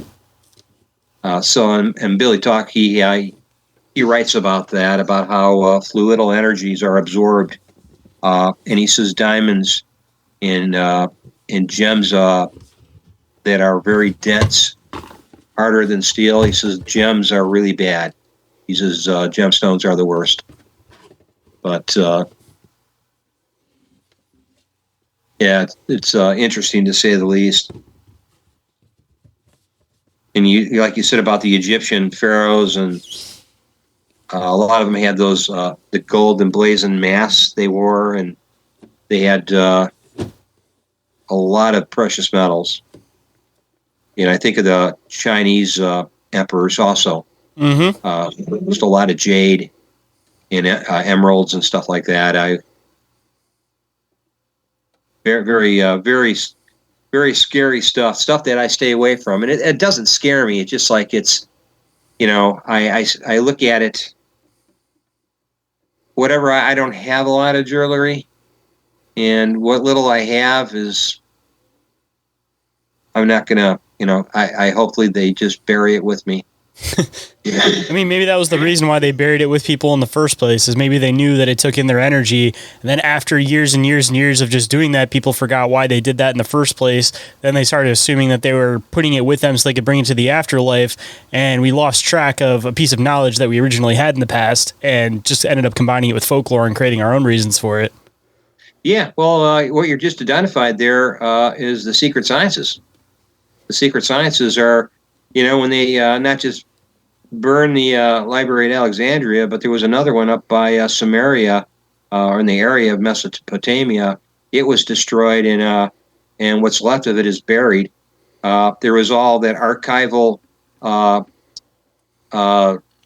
library of knowledge about the secret science, which was about probably fine fluidal energies, why they always say stay out of the house of trouble, or if you have a family that were always fighting and arguing and beating each other, and there was a lot of death and just sadness going on, it's a home that even if those people move out, it's a home you really don't want to move into. And I understand that now. I've seen sort of people like talk. They made movies about it, Amityville. Mm-hmm. That house had a lot of bad mojo associated with it, but I always thought that made total sense to me. There's people that are quarrelsome. You want to stay away from them in real time. So, if they were to pass on, I certainly wouldn't want to be like, using their room or whatever at living in their house, or trying to understand why I have headaches all the time, why I feel, and people, I understand some of that can be explained away as electrical circuitry and having bad wiring in a house. That can cause that. But I think there is something to do with fluidal energy, as he describes it. He says, yeah, ghosts don't exist. He says, our ancestors don't come back to visit us. So I leave it at that. I don't tell anybody who doesn't want to hear that, because people want to believe in ghosts. And, you got to sort of let people do their thing. And, you have all these organizations, literally hundreds of them, that's what they do, is they investigate hauntings. And they experience bad stuff when they're at these haunted sites. And usually it's where there's like mass killings, or there's been slaves housed in that manner, or it was a slave house or whatever, or there were just bad things going on, like they go to these insane asylums, and people were being mistreated or tortured, and they just have these bad experiences. So I mean, that stuff, at least, I kind of throw at least more to like the whole stone tape theory, that some stuff was just so traumatic, or that something happened in this area so many times that it just basically created, like, almost like how a tape works, because the earth itself is magnetic, and you get these imprints on things that are magnetic. So I think that a lot of these hauntings or residual hauntings, realistically, that are caused by just trapping of energy in an area, but it's not actually intelligent or some other being's consciousness, but just rather a reoccurring of a memory, or possibly even kind of getting into some like interdimensional different type concepts that possibly you're actually seeing through somewhat of like a time slip to different periods in time that something happened in that spot. Yeah, and just being there, I think, with your own energy and your own consciousness, whether you're investigating it or you're just there as a tourist, I think that in and itself can trigger it, because you may, your energy, and Billy explains that, and he did use the sort of he said it is like a recording. He says it's like a hard drive on a computer. He said it takes everything in, and it stores that energy, and you being there, people being there, because you have your own energy. You also have your fine fluidal energy coursing through your body. So you connect with the energy that's now has been trapped. And if you ever notice, he talks about it, not about just gems and precious metal. He talks about certain types of geology, like bricks and limestone. He talks about limestone buildings. If you remember, at the turn of the century, all the old buildings that you see now that are like these places where they have tours for hauntings or old asylums, or you can go to these old plantation homes. A lot of the walls and a lot of the flooring, they're made out of this old limestone. These limestone, they quarried out of the limestone. And what was the pyramids made out of? They were made out of limestone. Mm-hmm. Especially the outer layer of the Cheops pyramid was covered in white limestone before they took it all down and exposed all those 7 and 15-ton cubes of granite. But they were all covered in limestone. So you go to some of these, like in Alton, Illinois, they have all these army barracks, or these basically prison quarters for where the Civil War, where the Confederates, when they were captured by the Union, were kept in these like barracks, these prison barracks, where all the soldiers were, and they were like starved and beaten and not treated too nicely. And these buildings are all made of blocks of limestone. And they go down there and they do their ghost research in these buildings, and they see stuff and hear stuff, and no different than Gettysburg. You go down there, and all that killing and death and just people suffering, it's all trapped down there in those homes and those tombstones. That's all trapped down there, and people to this day still experience it. So I think there's something to it, and I think it's right now, at this day and age, people are marveled by it. They're enraptured by it, and they just want to research it.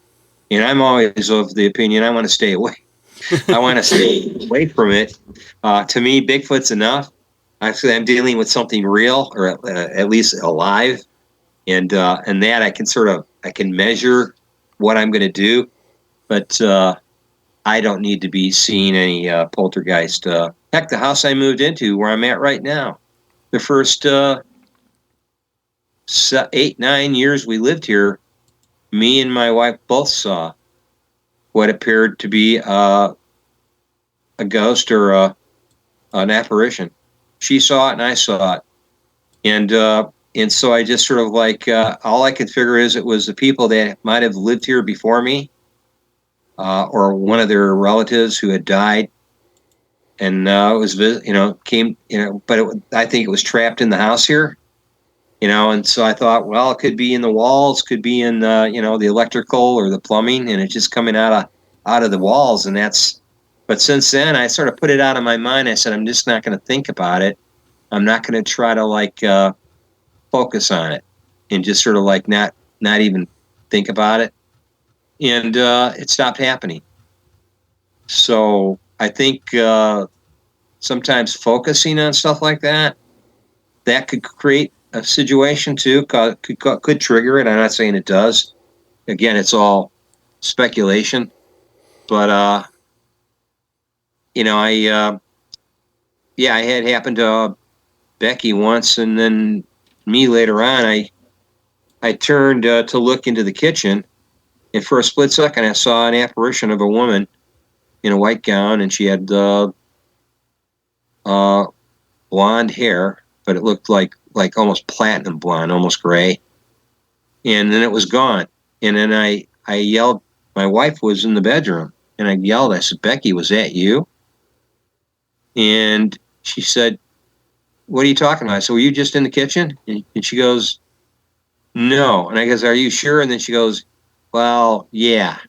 And then the next day I said, "Were you really in the kitchen?" And she goes, "I just said that because I didn't want to freak you out." She says, "I don't know what you experienced, but," she said, "you sounded a little, I was a little ginned up. I was like rifled. I was like, what the hell happened?" And then later on, I realized it's something trapped in the house here. And so I'll just ignore it. Maybe it'll dissipate and go away. And eventually it did. It just, I haven't seen anything since. But it was like, the first 8 years we lived here, we have weird things occur. But it wasn't like Ghost Central like some people's homes.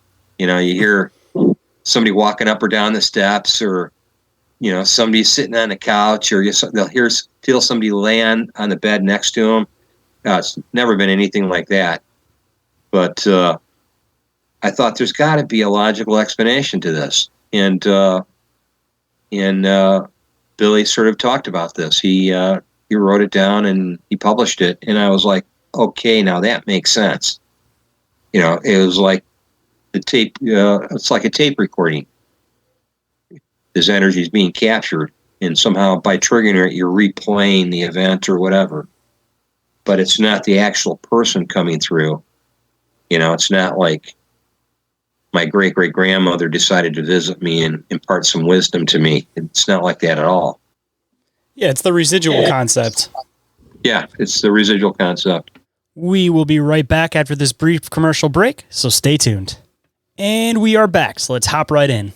Kind of wrapping up a little bit towards the end. I guess, actually, probably one quick question before we completely start wrapping up and doing the words of wisdom.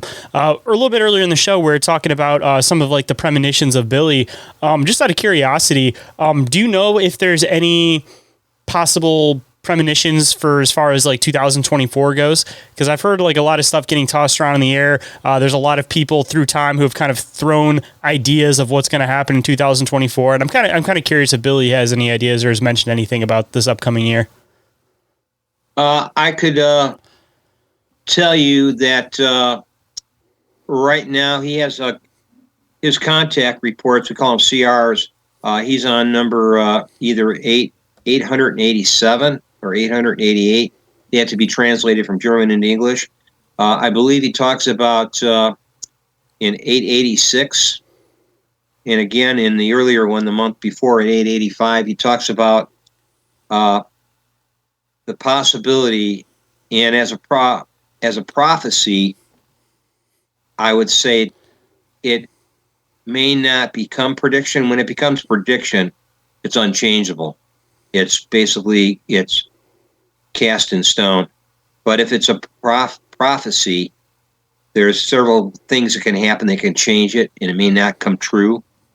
But I'm hoping this is prophecy, and he's talking about the possibility in the coming this year, and if not next year, I'm just going to leave it open because I didn't read all of 885. I don't think I read all of 886. If we're going down the path as far as on the world events that we have, that if it happens that we get involved enough with Israel as we had been, and also with the Ukraine, with financing the Ukraine, and also having forces there, even though we claim we don't. We do have forces surreptitiously in the Ukraine helping them, and also our financing of Israel against the Palestinians. This will create a possibility, a potential for China to, in all this distraction, to take back Inner Mongolia from Russia. And if that happens, that'll create conflict between, because Russia won't let go. I guess this has been going on for some time. Russia has had ownership of part of Inner Mongolia. China wants it back. If this conflict happens, that'll pour gasoline on the other front that Russia's fighting on in the Ukraine, meaning they will probably invade Denmark. I believe they said Finland isn't important enough to them. Well, if they go into Denmark and into that part of northwestern Europe, then they're going to be, they're already in a place called Archangels, which is right at our doorstep, right across from the border, across from Alaska. So this means that the conflict will just go up to a heated level, and the possibility of nuclear weapons being used are going to be raised at quite a bit higher. And he talks about this in the last two. So he says people saber rattling using nuclear weapons are basically, especially with people like Biden and Trump in control, if Trump does win the presidency, it won't be very difficult for these idiots to push the button and cause a nuclear conflagration. And nobody wins in a nuclear war. Mm. And so if this happens, I believe, if I misinterpreted it, I'll admit that. But from what I read it, this is heading down the stages of possibly becoming a prediction. And hopefully it could happen in 24, it could happen in 25. I'm hoping it doesn't. But he's talking about this conflict between China. If it happens, it'll raise the temperature in Russia. And now they're fighting on two fronts. They got the conflict with China because of ownership of Inner Mongolia, and now they're dealing with the Ukraine and NATO on their southern borders, which will be why they go into northwestern Europe, which is into Denmark and Norway, and which is, again, you're right across the border at this point from Alaska, which is this part called I believe they already have troops in Archangels, and that was from the Hennock prophecies. If we go into Archangels, which was predicted in the Hennock prophecies, which were thousands of years ago, tens of thousands of years ago, he predicted that there would be a major war between us and Russia, meaning World War III. So this is what Billy is saying, and he's also saying that he has talked about some other things that things can go really bad if Trump. He talks about if Trump is elected this time around, it's not going to be good, because a lot of people on the other side, the liberals, the people on the Democratic side, they're not going to go easily into the night and accept this. And it's going to cause a lot of problems. And he would not he would not predict. He already knew Trump was going to win the presidency in 2016, but he did not predict. He would not say anything about it. He said he knew in advance that Trump was going to win. He later on, when asked why he never released that information, he said, had I released the information days or weeks before Trump winning the election and being sworn in as president, he said they would have attempted to assassinate him. So he kept his mouth shut. And this is why now Billy to date they've attempted to assassinate him 25 times. Because in the past he's released information that put him at the end of the gun barrel with certain intelligence agencies. And you probably know who I'm alluding to. Mm-hmm. I'll put it this way. You think of five, you know what the Five Eyes are? Yep. The Five Eyes agency, okay, they're the ones involved in getting rid of him. In fact, at one point, there was a Swiss Air observation tower, which I did see myself personally when I was at the center, overlooking Billy's property. And the CIA, for whatever reason, they have pulled with all the governments of the world, convinced these Swiss Air Force to man that observation tower so they could put in a listening post in that observation tower and listen to the conversations going on at the center with Billy talking to whoever's there. And so the CIA had him under, they basically were wiretapping him and also listening to him there using that listening post there. So, and he's talked about them flying these silent helicopters over his property and dropping listening devices into the trees. So he knows what they're doing. And this is, and we're not just talking about our intelligence agencies, meaning the three-letter agencies. We're also talking about the Israelis, Mossad, and then, of course, the rest of them. Probably MI6 is involved in all this. So he's, where I camped there, when I was there camping, I met a gentleman from Denmark who came there from Copenhagen, and he walked up to where me and my friend were camping, and he goes, "Isn't this where the assassin came through and then hid in these trees at the hill below you?" And I go, "Thank you." I said, "I'm going to sleep very good tonight."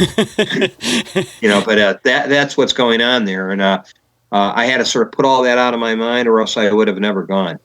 But people are thinking, yeah, these are just dumb people trying to assassinate. No, these are professionals. These are people that know what they're doing. These aren't, it isn't somebody who's, being, hey, here's $100, go in there and see if you can throw a knife at him. It's not one of those deals. It's some serious stuff, and he's, he now is very careful. He won't admit, he won't talk. When he gets to a point where he's about to release something that he knows can harm him, he won't say anything. You just say, he'll cut it off, and in the contact conversations, you'll see a bunch of dots at the end of the sentence, which means he was just told not to say anything. So he doesn't. And then in the later contact conversations, he will eventually release it. When it gets to the point where it's pretty obvious it's going to happen, or the information already came out, then he'll come out and say, yeah, it's and it's none of it is post-redacted. He in his predictions, he's told about it. He predicted the Gulf oil spill, which created all the problems. He predicted a lot of stuff. Like I said, there's 150 predictions. They all came true. So he even predicted the two Kennedy assassinations, John F. Kennedy and, of course, his brother.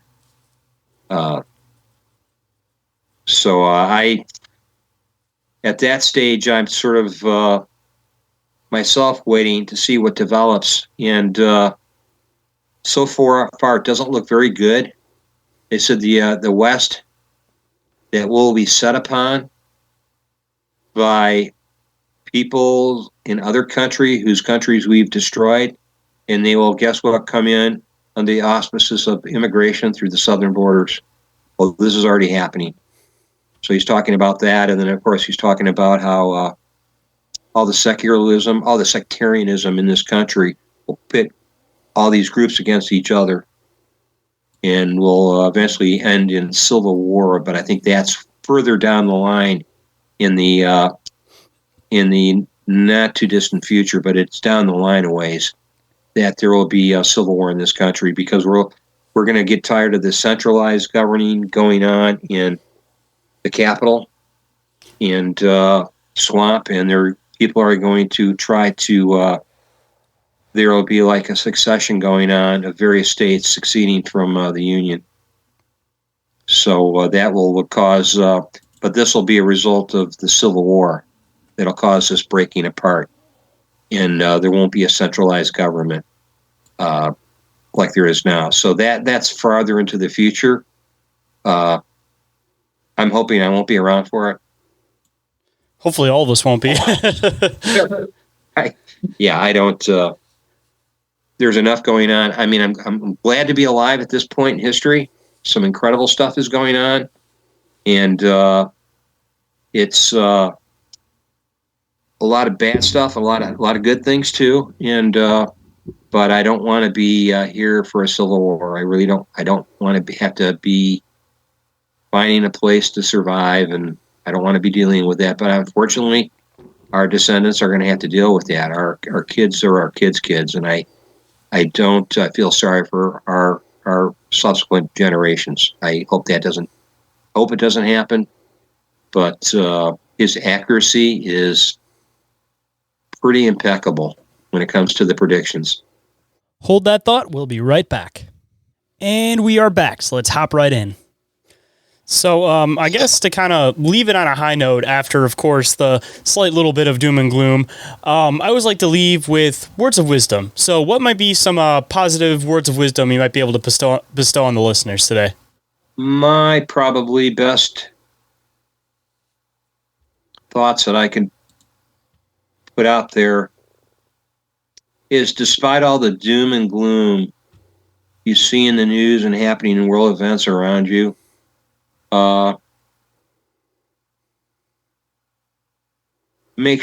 base all your, try to be happy and smile at all the little things around you. Mm-hmm. Your garden, the things that your children do to make you happy and make them happy. Try to, when the opportunity arises, help the neighbor gain satisfaction in the fact that he doesn't have what you have, and rather than put him down and deride him for not working as hard as you, maybe you just don't know his circumstances. So go over there and help him and find out that, hey, maybe I misjudged you. You were working hard, and I thought you weren't, and you were letting things go to hell, and it was all because I knew nothing of what your life is about. So get to know your neighbor and thereby help him and gain sort of satisfaction in that, and then share that happiness with people around you. And it's not all doom and gloom, and be happy, be connected to nature, and try to make that connection happen by going through walks. Take your shoes off, walk out in your lawn outside your house in earth ground. Walk barefooted in the grass and realize you're very fortunate, and there's more to the world than all the doom and gloom, and that you can't control the gloom and doom as an individual, but you can actually uplift yourself, and in doing so, affect the people in your small circle of family around you and in your own community. So that's the best advice I can give. Some great words of wisdom. And for anybody that might be interested in all of the fascinating research you do, coming and checking out your channel, where can everybody come and find you on the internet, and where can everybody come and find your research?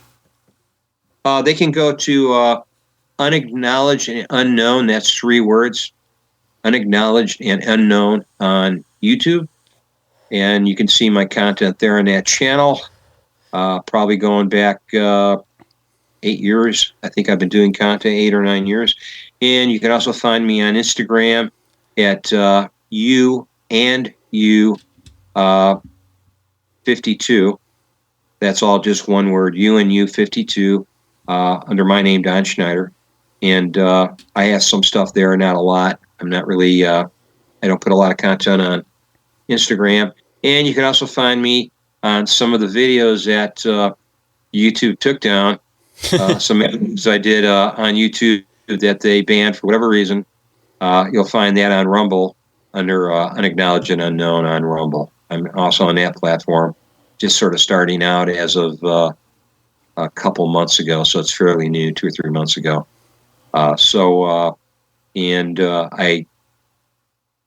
don't deal with X or Twitter, as they call it X now. I don't. I haven't had an account there. I don't know. Haven't been on Twitter, so that's where you can find me. And I sort of took a sabbatical from doing content. I'll probably start uploading soon again, and there you can find my research and hopefully connect with me there. Leave a comment. You don't have to subscribe or share. Just do what you want to do. I don't demand. I don't like helping YouTube get richer. That's my motto. And I'll make sure I include all those links down in the show description so everybody can find it quick and easy. And I appreciate you making the time to come on today. I appreciate all of the information you dropped, and I'm looking forward to next time you come on, and hopefully it'll be sooner rather than later like it was this time. You bet it, Shane. I'll try to be back sooner than later. If you guys enjoyed this episode, don't forget to leave a review or rating for the show on iTunes or Spotify. Or if you think anybody would really enjoy this particular episode, don't forget to share it through word of mouth with a friend, or the whole show as a whole, of course. And if anybody wants to get a hold of me for any reason whatsoever, be it that you want to share some fan art, have a conversation, be a guest on the show, have me as a guest on your show, or sponsor the show, you guys can get a hold of me through email, which is increaseourrealitypodcast@outlook.com, or through social media, or through the submission forms that are available on the Linktree. And every single link that I mention is all available in the Linktree, which is available down in the show description. And with that, hope you guys enjoyed the conversation, and I'll catch you on the next one. Have a good night, everybody.